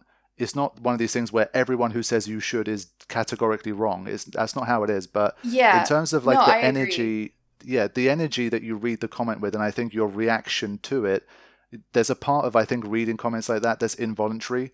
You can't 100% always read every single comment like that objectively and be like, oh, okay, this person says you should have done this. Let me analyze whether this person is correct or not. Sometimes based on tone, your brain just reacts to a comment a certain way before you've even fully had a chance to process what they're saying. So that's why, like in my own thing, I try to sort of look at, because there are people sometimes that do offer genuinely constructive and useful things that will help you moving forward. But I think for me, one of the most difficult things is repetition. And that's one of the reasons why when it comes to like, let's say LP episodes, I have over 3,000 videos now, and I've been doing this for such a long time that there's certain things that you know that you won't change. You know that that's how you play games, or you know that's how you do it. That's how you have fun. And there's only so many times you can explain that to people. And let's just say, I don't know, someone just says, you should be at a higher level for this area. Let's just say, as an example, this is a comment someone makes. That's cool. And you'll read that one time and you'll be like, yeah, you're probably right. I mean, if I was a bit higher level, I'd be able to get through a bit easier. But then in your mind, you have a rational counter argument where you're like, well, okay, but based on how I like to play games, this is more challenging for me. I have more fun when it's challenging, and a lot of viewers enjoy seeing that challenge. They might enjoy seeing me struggle, enjoy seeing me fail and get frustrated. So all in all things said and done, this is how I like to play. And then you go through that sort of process, and then like the next day you read, yeah, you should be a higher level for this area. And then the next day you read another one, and another one, and another one. And over the course of like 5 years of being on YouTube, you've read that a few hundred times. And it's just like, then you get into sort of switch off mode where it's like, yes, this may be a valid comment, but I'm just going to mentally totally just ignore it.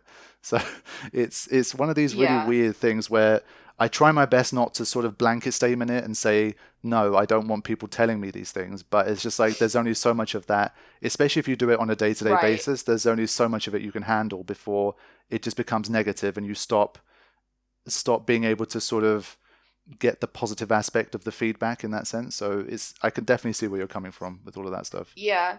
And like you were saying about like the tone, it definitely matters, because if it's something like if you're describing how you make something, and you say, I used this glue and it didn't work very well, maybe someone will reply with a better suggestion, and then you're like, oh, okay, I'll use this glue instead and it'll hold better. So like that, things like that is really valuable. But when it's like unsolicited, and it's like someone who has that attitude of like, I know better than you. And it's like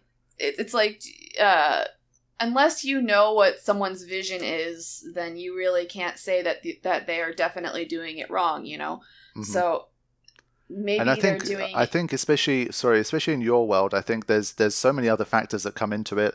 How much time did you have? What's your like budget base skill level? Thing.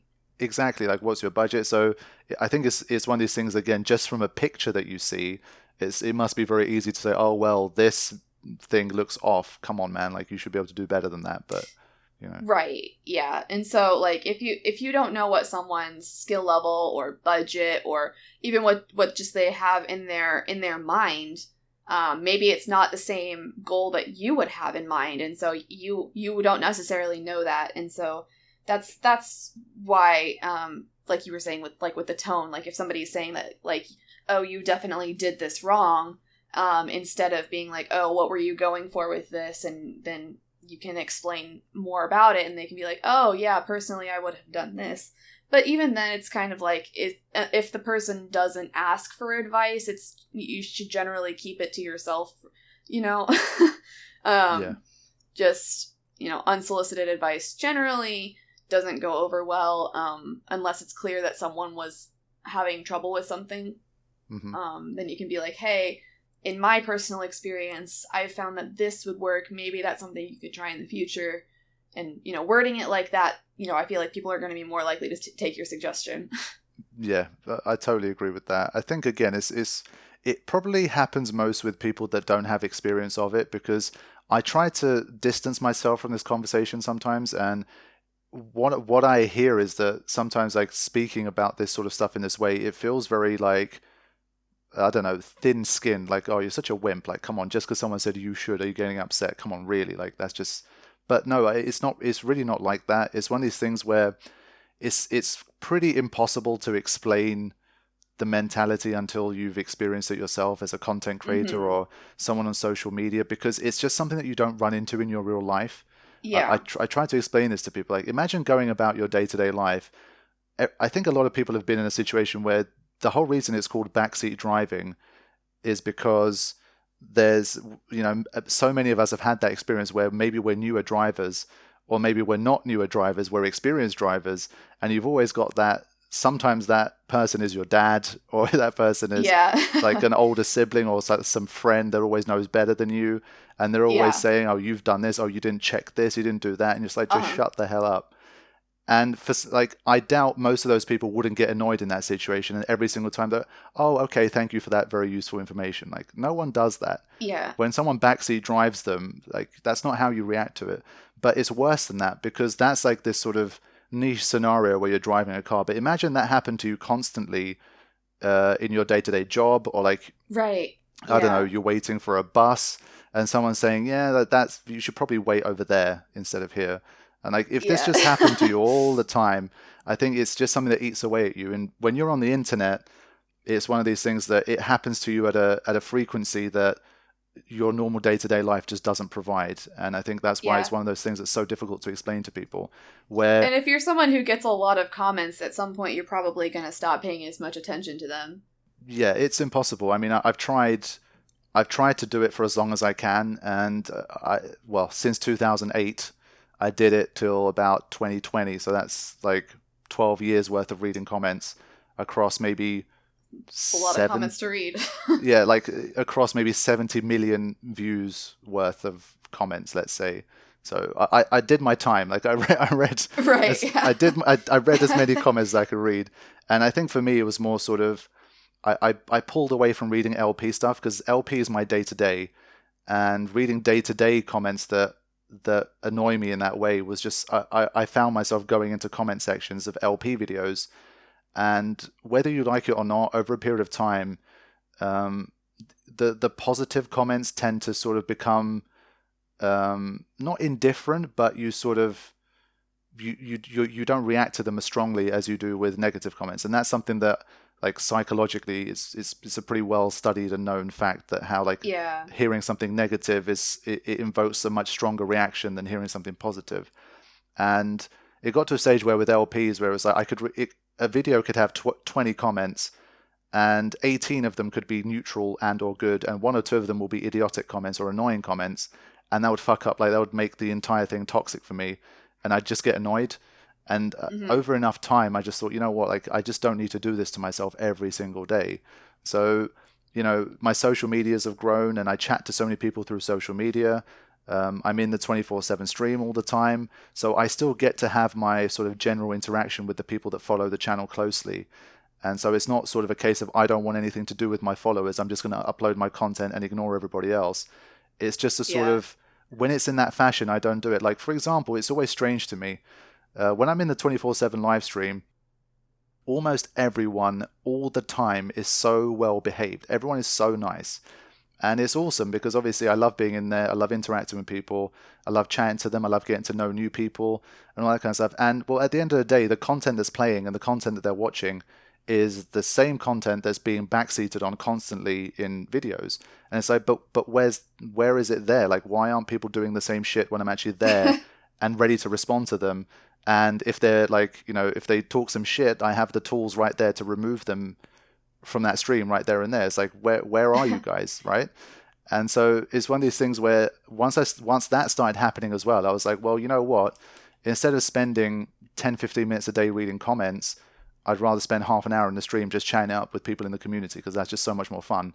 And that I get to enjoy the people that enjoy the content the most, rather than dedicate my time to people that are there to backseat or to just be annoying or just be hateful and that kind of thing. So I think it helped me find a balance. Like, once I started doing that, and I check comments on, like, let's say one-off videos, if I'm making like something important that's a one-off video, then yeah, I'll check comments for that. But like day to day, I just found that I couldn't deal with it after a time. So yeah, I'm sure you've definitely experienced it as well, but hopefully you've also found like your own best way to sort of deal with it and that kind of thing. For me, it's more that I have to deal with like spam comments, like from spam bots on Instagram and stuff. It's just, you know, deleting those, marking him as spam, whatever. Those are probably the biggest problem that I have with comments, honestly. I'm very lucky in that I don't get a lot of negative comments on my posts, and if I do, I usually just delete them before I respond, because that's what they're looking for, is a reaction. Yeah, 100%. I agree with you on that one. What do you think are like misconceptions about cosplayers or cosplay in general? I hate to say it, but I think, like, probably one of the biggest misconceptions is that, like, people think it's, like, a fetish thing. And it's always, really not a great thing to assume about people, because you have to consider that cosplay is an all ages thing. And so, you know, if it was a fetish thing, you know, there wouldn't be children allowed in the community, you know. Sure. And it's really not a cool thing to assume about anybody in general. Just I would say that that's probably the number one thing that people make assumptions about cosplayers. I can't really say where that idea started, but generally speaking, it's safe to assume that if people are cosplaying, it's because they just like to wear costumes, and it's not really any deeper than that. Do you think maybe it's related to, like, for example, again, take someone like me, because to me, when it comes to cosplay, one of the things that's highlighted the most on the internet, or like, you know, that's biggest on the billboard, is the more sort of sexualized elements of cosplay. So, you know, women who cosplay sexy characters, or maybe they do sort of sexier variants of characters that maybe don't even wear particularly revealing or sexy clothes. Do you think that sort of adds to this whole like aura of cosplay, and like does it distort the image or skew the image more than is fair, would you say? I don't really think it's fair to blame those cosplayers for that. I think that would happen regardless of their existence or not. Because, you know, people are gonna sexualize everything on the internet, and that's kind of just how the internet has turned out to be, you know?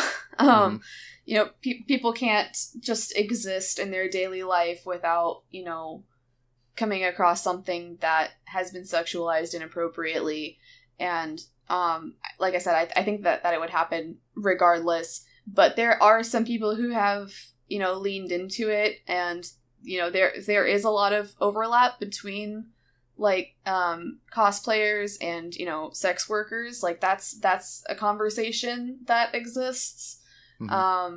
And so some people do actually do it as like the sexual gimmick thing. Mm-hmm. And then there are some people who really don't want to be involved with that. And I think that that's something that's going to be present in almost any kind of community where you're going to be focusing on someone's body as kind of part of the art form. So if you think of, cosplay, your body is the canvas, sort of. So, it's only natural, you're going to be looking at people's bodies a lot in cosplay. So I feel like that's not that far of a step to make mentally, I guess. It's just, you really can't apply any one assumption to everybody who cosplays. And that's where the issue stems from, I think. So, in your own like cosplay adventures and that kind of thing, what have you noticed about, let's say, cosplays that you would consider sexier versus those who are not? Is it one of these things where you can see that there are definitely certain types of thing that you do that gains more attention, and how does that influence what you decide to cosplay or how you decide to post things or that kind of thing? Is it one of these things where, like for me, from my own perspective, there's always the sort of, for YouTubers, let's say, it would be clickbait videos versus making solely what you want to make. Sometimes those two things align. Sometimes you have a video idea that is a bit more sort of eye-catching, headliney, clickbaity, but it is something you genuinely want to make anyway. So sometimes that just works. But then there's always that draw of, well, should I spend time making this thing that I know is likely to get 100 views, or should I do something that isn't fully really what I want to do, but I know it's going to get 1,000 instead, so I'll just do this because it will help me grow my brand or my channel or my socials or whatever that might be. So what's that whole sort of situation like in your cosplay journey? Yeah, like what you were saying about like, oh, well, there's this thing that might get more attention and it's something I want to do anyway, so I'll do that. And then there's also more of what you would call passion projects, something that you do out of your love for it rather than how much attention it's going to get. And that's pretty much how a lot of things are experienced in terms of cosplay. Like people who post a lot of their cosplay online, like on Instagram and Twitter and things like that. People who use cosplay as a career. There are going to be like costumes that are going to get more attention than others, and it's nice to know which costumes those are.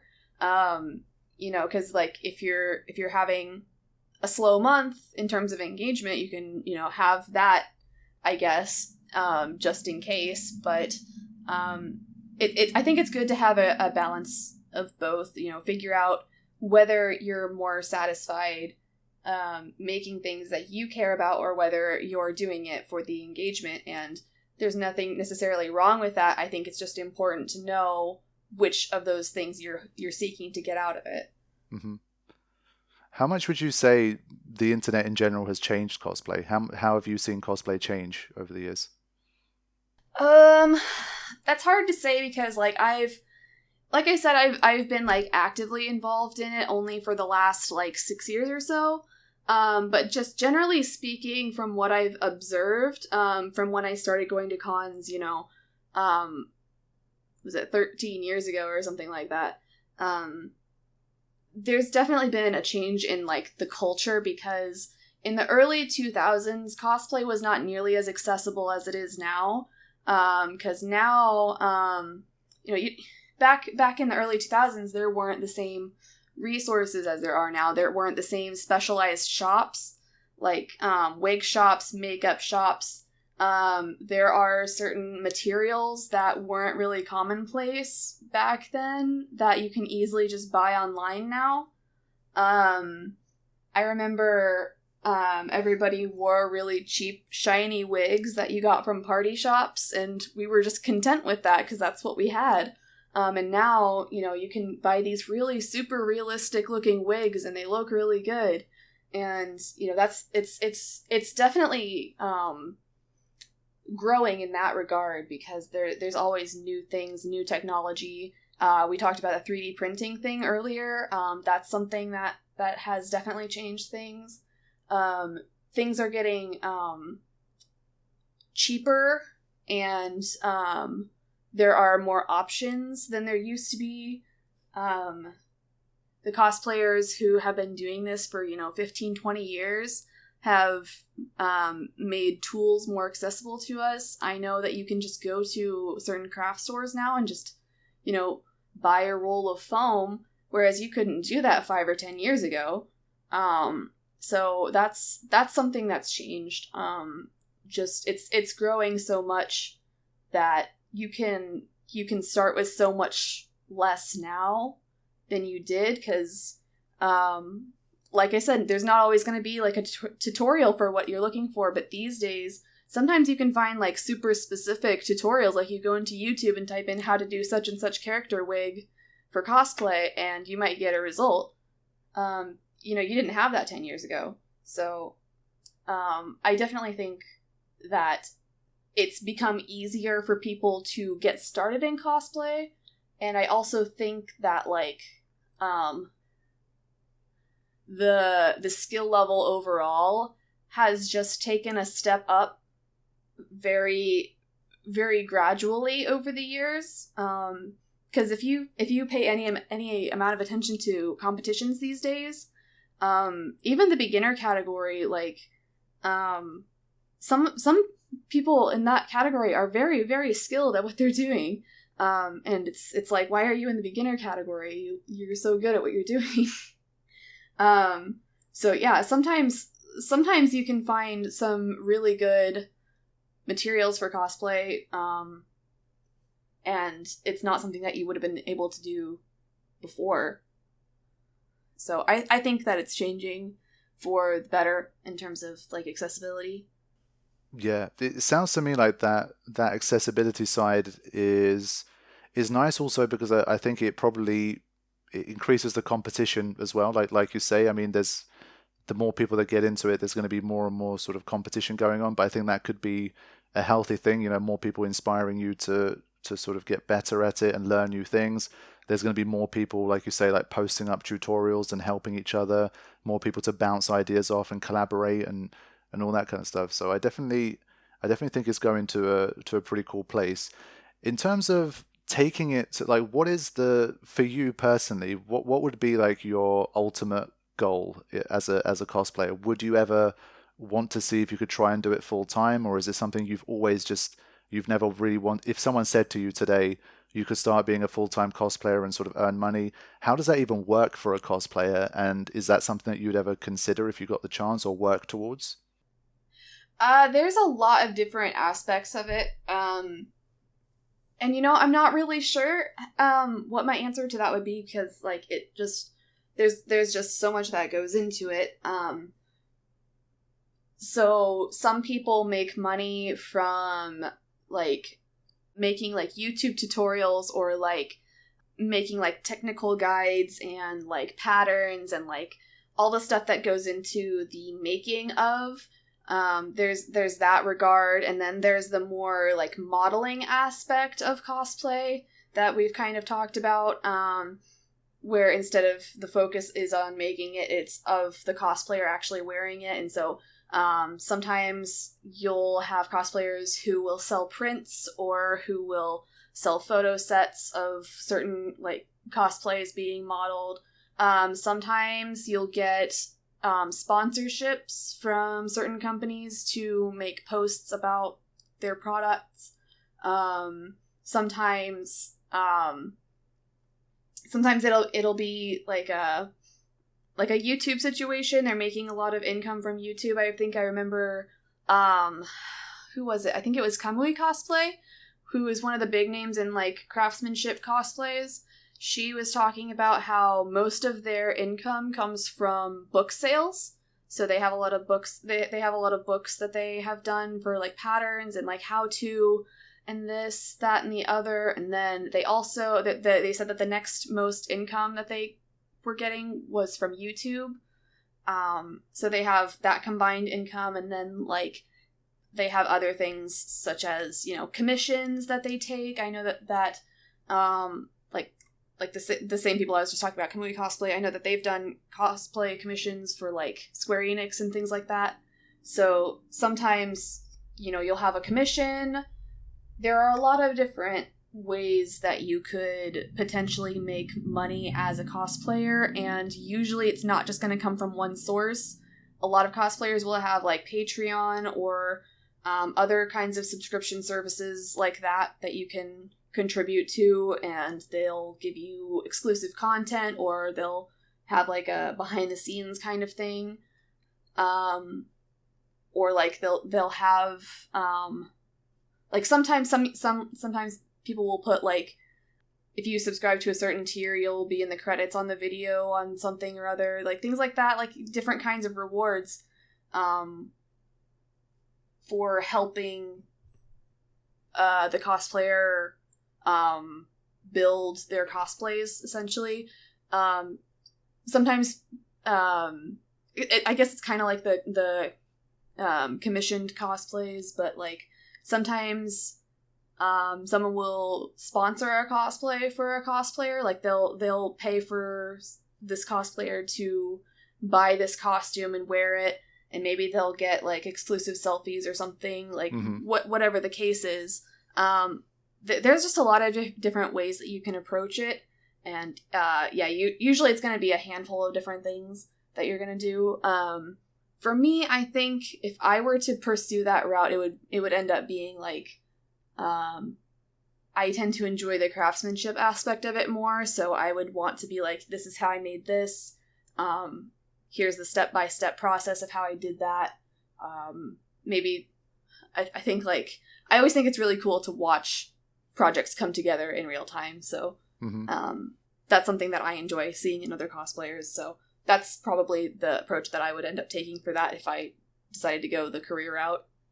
And it sounds to me like it's one of these things where if the opportunity did appear, you'd at least consider giving it a go. Because some people, when it comes to like their hobbies, they draw a bit more of a hard line. Like, I would never want to be the kind of person that made, like, that sustained my life financially with my hobby. I always want it to be a hobby. But for me, that was never a thing. For example, I didn't mind trying to turn my hobby into a job, and that's literally what I did. But I know some people are more hardline about that kind of thing. But you seem like you definitely want to give it a go if you could. Yeah, definitely there can be issues, like if you take your hobby and turn it into your job, sometimes you can suffer from burnout. I think that's an issue that a lot of people have to deal with. And I was listening to some cosplayers talk about that, like especially like in the last year. People who do professional like cosplay opportunities like haven't really presented themselves to anybody in the last year, because obviously there haven't been a lot of events and stuff. So they've been trying to figure out ways to get around the lack of events. And so you've got your creative engine running at 200%, and so you end up burning out. So that's something that people talk about from time to time, and I feel like that's probably the biggest concern that I would have about taking something that I love and turning it into a job. Yeah, 100%. I think that obviously when that happens, I think the biggest problem is that you blur the line between what is work and what is play, obviously, and that's when it gets tough, because when you start to feel like you're not working or you're not doing work, and you're just having fun, or you're just like, you're being creative, you're doing something like that, that's great in the moment, and I think that sustains you and it makes you happier at doing your job. But I think it's one of those things where like burnout is, to me, it's completely unavoidable. I don't think you can't avoid burnout forever. I think analogy wise, I tend to sort of see it like a dripping bucket, and it's one of these things where like you got to tap like over a bucket, and it's always dripping. Like you will never ever stop it dripping, because that's just how life is, and things will catch up on you. And it's one of those things where, at least from my perspective, I try my best to sometimes like reflect on how much work I've been doing and all that kind of stuff, and try to see where I'm at in terms of, it's almost like a burnout meter for me. So like, there's like a, green zone, amber zone, red zone, where I'm just like, I'm trying my best to sort of see where I'm at. And if I see it creeping into like the amber zone, then I might slow down for a few weeks and just be like, I'm not going to record so much. I'll stick more to, let's say, editing this week, and then that will kind of hopefully pull it back down a bit. But it's one of these things, like, it's always there. And this whole idea of, if you do something you love, Like that whole, like, do a job you love and you won't ever work a day kind of thing. That's great, and it's a nice sentiment, and it's obviously a great thing in general, but that doesn't protect you or like make you immune to burning out from even doing your hobby or like what you love to do. So I think it's one of these things you gotta know yourself, and you gotta be aware of what it is you're doing, and maybe you have to force yourself sometimes to not see your hobby as as like a complete hobby kind of thing. You have to acknowledge the fact that you are working, and so that tends to help. And with me, that's what I've always tried to do, and I think is how I've managed to sort of stay consistent and I've never burnt out. Like I've had times where it's crept up, but I've always generally managed to sort of spot it coming over the horizon and been able to be like, okay, let's take a step back and slow things down. But I can definitely... You must have some really good management skills on that front, because with the amount of content that you're pushing out all the time, I'm like, when does this guy get a break?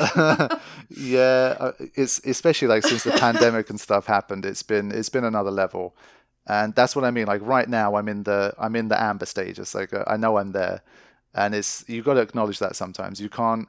I think if you're in denial too much about these things, like, no, I love my job, I could never burn out, it's impossible, I love my job too much, like, it's not going to happen, man.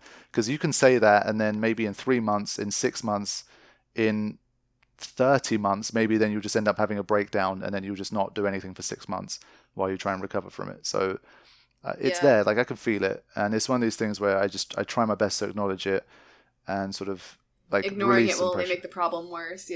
Agreed. Yeah, that's how I see it. So especially like this summer, this podcast actually is like the final bit of recording related stuff I'm going to do for a while now, and just take it easy. So I'm looking forward to sort of genuinely. It's one of these things where like a genuine break almost doesn't exist for me. Like last summer, I was like, oh yeah, I'm going to take a break, and then my idea of taking a break is still like randomly editing stuff, recording stuff here and there. There's still like even like 2 uploads a week. Okay, maybe that's not a lot of work, but it's also not a break, because you have to edit those videos, you have to upload them, you have to create thumbnails for them, you have to write descriptions for them, you have to put the tags in, you got to sort out the monetization settings, you got to do the end screens.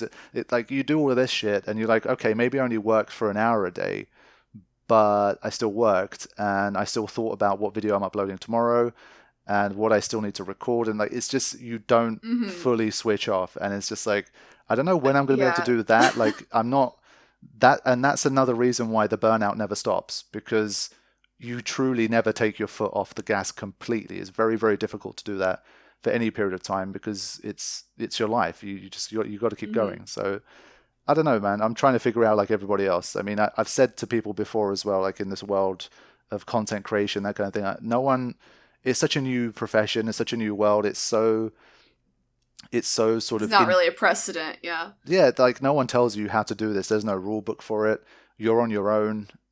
You got to figure the shit out yourself, and everyone finds their own way. Some people figure it out, some people don't, and we all just sort of have our own weird, unique journey in trying to figure it all out. So I don't know. Yeah, and I think luck plays a pretty big role in that too. Like some people are going to be more successful with less work, and then other people are going to work like for 10 years and not find even half the amount of success as their peers. And sometimes you just get lucky and sometimes you don't, I feel like, is something that people don't really talk about a lot. Agreed. Yeah. We had a podcast with Mike, who's aka Knowledge, who's a very successful content creator on YouTube, and we talked about this sort of thing on there too. And it's one of these things where it's an interesting parallel, like in terms of the content creator centric podcasts that I've done, we've got to dabble into people's stories and how their channels became a success, and there's always these interesting sort of luck elements and parallels and all that kind of thing. And I'm sure it's the same with any of these sort of creative endeavors where, like you say, especially these days with cosplay, it's so accessible now that there's literally got to be millions of people on the planet that are dabbling in cosplay in some kind of way right now.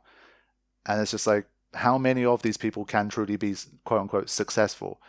And the answer is not very many as a percentage. So what differentiates the people? And you also have to consider how many people like want to make that a career and want to succeed. Because like something that I think is kind of a prevalent issue within the cosplay community is that so many people take it far more seriously than it really is, because there are some people who literally, like, it's just some way that they unwind. It's just a hobby to them. They have no interest in, like, improving their skills or, like, being competitive or comparing themselves to anybody else. They're just literally there to have a good time. And then you have people coming along saying, oh, well, they're not trying hard enough. It's like, well, maybe they don't want to. Yeah, exactly.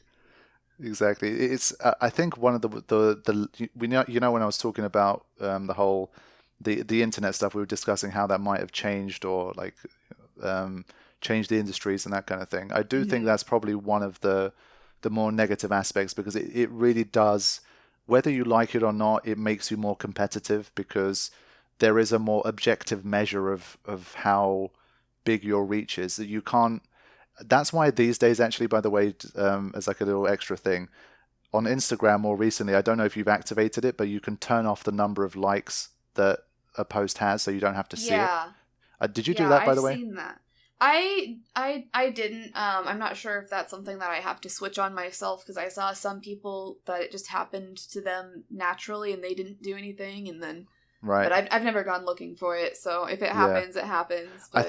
I think I remember Instagram's, like, a pop-up or something came up, or I had an option to do it, or I don't remember exactly how I did it, but I remember switching it off, and that to me was like, I quite liked it. Like, it's been about maybe 2-3 weeks now since I did it, and I've not felt the need to turn it back on. It's just like, I don't care about the number anymore, and it's one of those things that a lot of us say it, but then we kind of don't really live it as much, if that makes sense. Like, everyone sort of acts like they don't care about the numbers, but then we all kind of care about the numbers. So it's like, it was nice. It was nice to switch it off. And I think that's what I was going to say. Like, when it comes to this stuff with the internet, before you, let's say, had these kind of settings available, you cannot avoid the fact that Instagram will tell you how many likes your post has. It's like, you can't avoid it. You have 15 likes.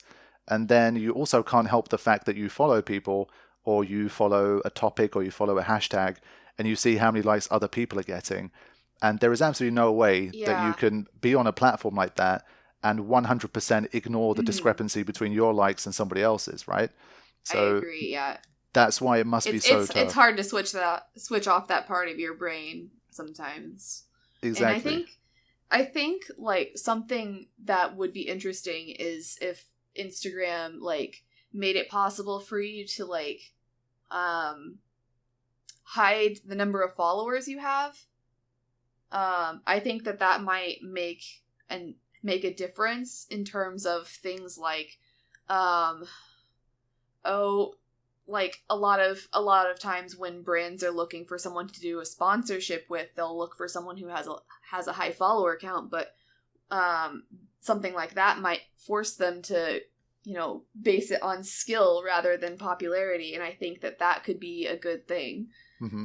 But there's probably also downsides that I'm not thinking of. But that's just one example that I'm thinking of, because so much of it becomes like a popularity contest, and it's like sometimes people are getting a platform when they really didn't do the work to get there. You know what I mean? As opposed to people who are trying really hard and not getting noticed, and that's not necessarily their fault. But. Yeah.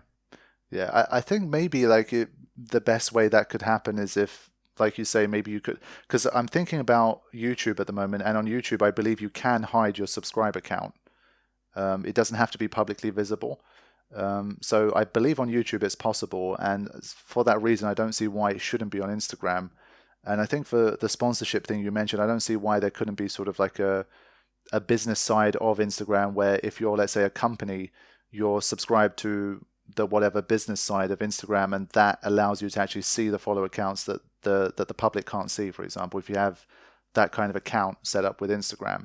So it does seem like something that can be worked. So, yeah. And I mean, for me, with that stuff, it's a double-edged sword, because I do think that to a degree, of course, follower count it can, of course, be an indication of quality and like reliability when it comes to a particular piece of content. So let's say for the YouTube example, if you're an LPer, if you have 2,000 subscribers versus 200,000, if that's visible, if a new person stumbles across a video, they're more likely to assume that the person with 200,000 is a reliable like good, quote unquote, good LPer that they can follow that likely uploads consistent content, that does this maybe a bit more professionally, that kind of thing.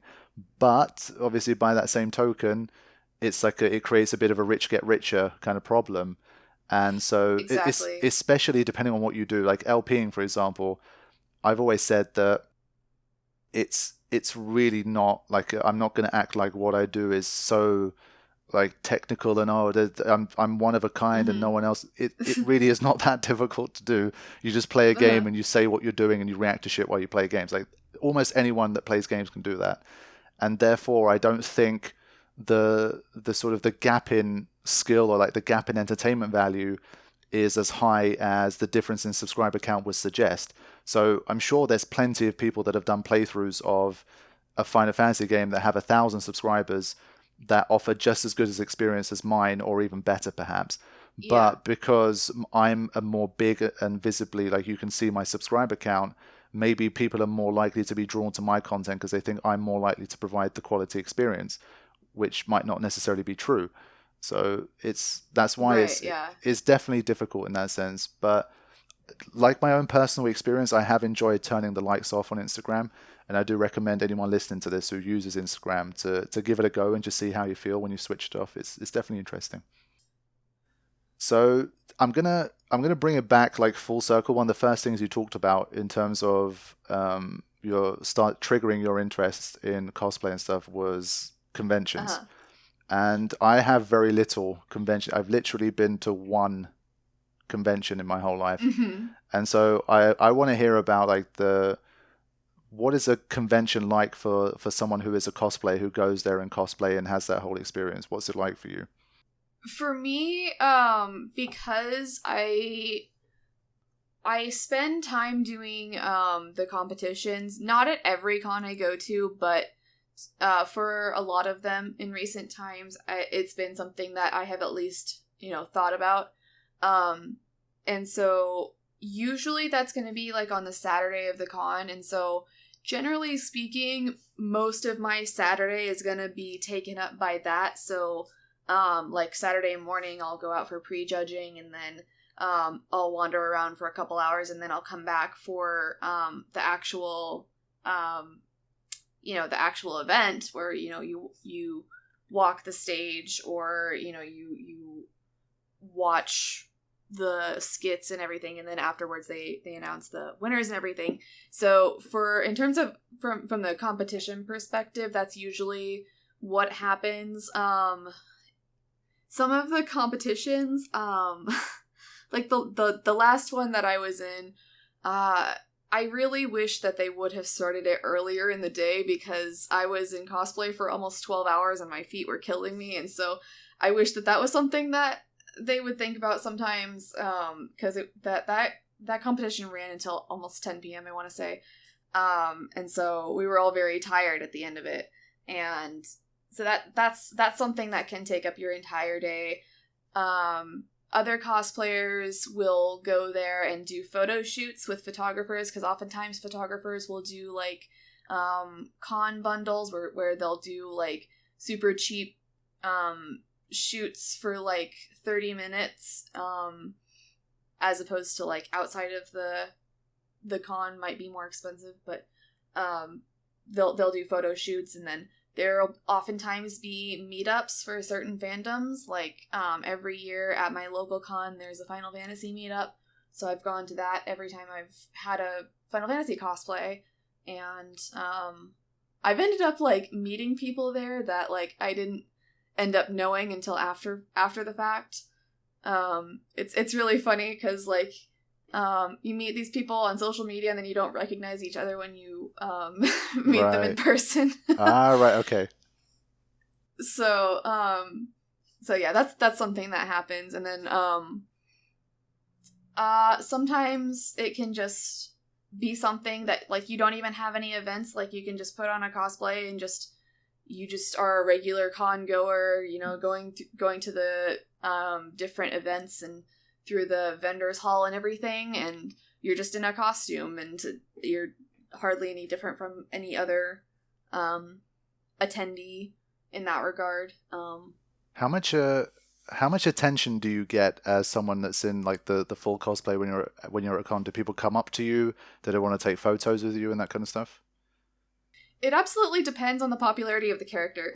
Right. Okay. Makes sense. So like characters like Tifa are like super popular, and so I end up getting stopped more often in super popular characters as opposed to, say, more obscure characters like I don't want to say that Bravely Default is like an obscure game by any means, but like whenever I'm in my Idea cosplay, I don't get really stopped very often as much as I would compared to, say, like Tifa, like I was using as an example earlier.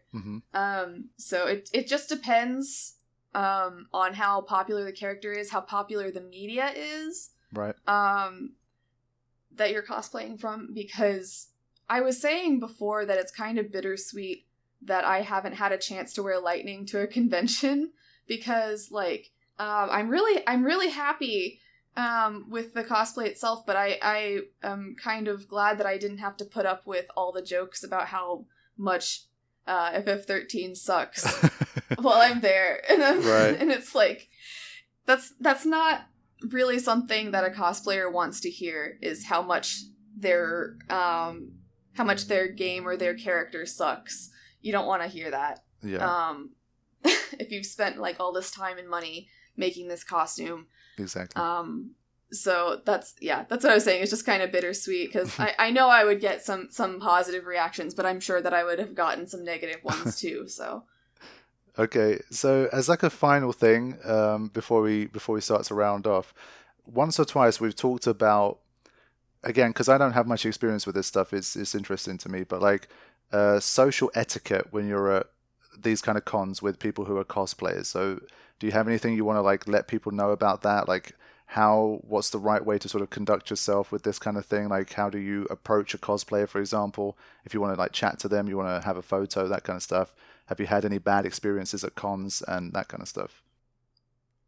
Generally, the biggest rule of thumb is just, you just have to remember that these are strangers that you're approaching. So treat them like you would any other stranger, essentially. Don't act over familiar with them, because that can be something that makes a lot of people uncomfortable. If you see a cosplayer who is dressed as your favorite character from something and you really want a photo of them, usually if you just get their attention and ask them for a photo, most of the time they're gonna say yes, but if they say no, you should respect that and not press them for that, because they could have a very good reason for it. Maybe, they're not feeling very well, or maybe they're in a hurry to go somewhere, or maybe they're missing part of their costume. Any reason could be valid, and also, just no creep shots generally. Yeah. If you want a photo of someone, ask them, because like I said, most of the time most cosplayers are going to agree and say yes, but you just have to be polite about it. Just be reasonable, like you would with anybody. Say, hey, can I get your photo? And make sure you specify if you want to take a picture with them as opposed to a picture of them, because some people are not comfortable like taking selfies with strangers. Yeah. Like they might say yes if you just want to get a picture of them, but if it's more of a, hey, can I get a selfie with you, they might be less inclined to do that. And that just depends on the person. Yeah. Also, just like don't touch them. I feel like I shouldn't have to say that, but the number of times that I don't want to say that I've been touched like a lot, but I've been touched by other con goers more often than I wish that I had. Yeah, that makes sense. And that kind of goes in with the asking for a selfie with someone, because like that usually happens. Somebody will not specify that they want a selfie with me, and then they'll come in and they'll like grab my shoulder, and I'm like, Yeah. So that's generally what it is. Like, just be polite. Don't be like overly critical of like the cosplay itself, like, oh, you're missing such and such detail. Like, don't tell them that, they already know. Yeah. They know what's missing. Trust me, we have spent hours scrutinizing over every detail of this character. We know if something is missing. You don't have to tell us. Or, you know, like comparing people. Don't say, oh, your cosplay is so much better than so and so's over there. Like, I don't want to hear that. Right. They don't want to hear that. Yeah.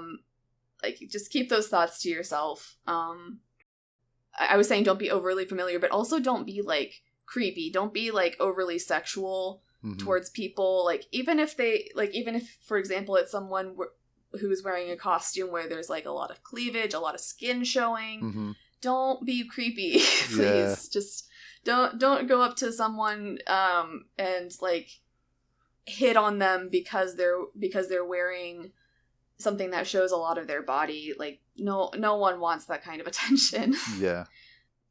Generally, if it's not something you would say to some stranger on the street, it's probably not something you should say to a cosplayer. Yeah.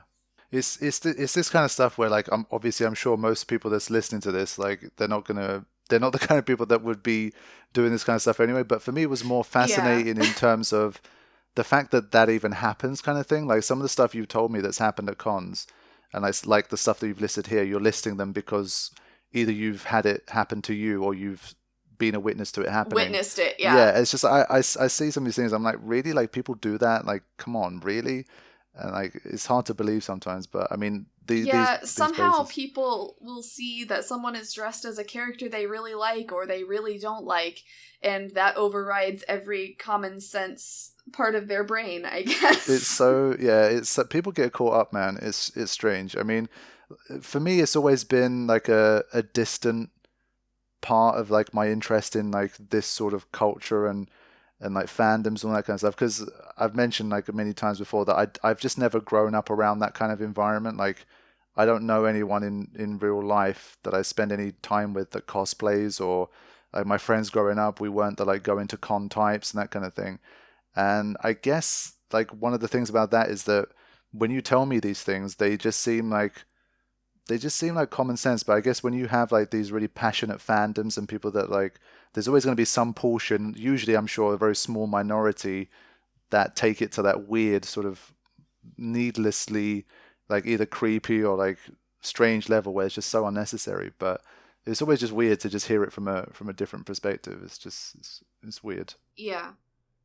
I think we've gone through a lot. We've run over 2 hours, and in general, I think I've gotten through most of what I wanted to get through. I think there's a few more, but as always with these things, I always leave them open to a round 2. We can always do this again sometime.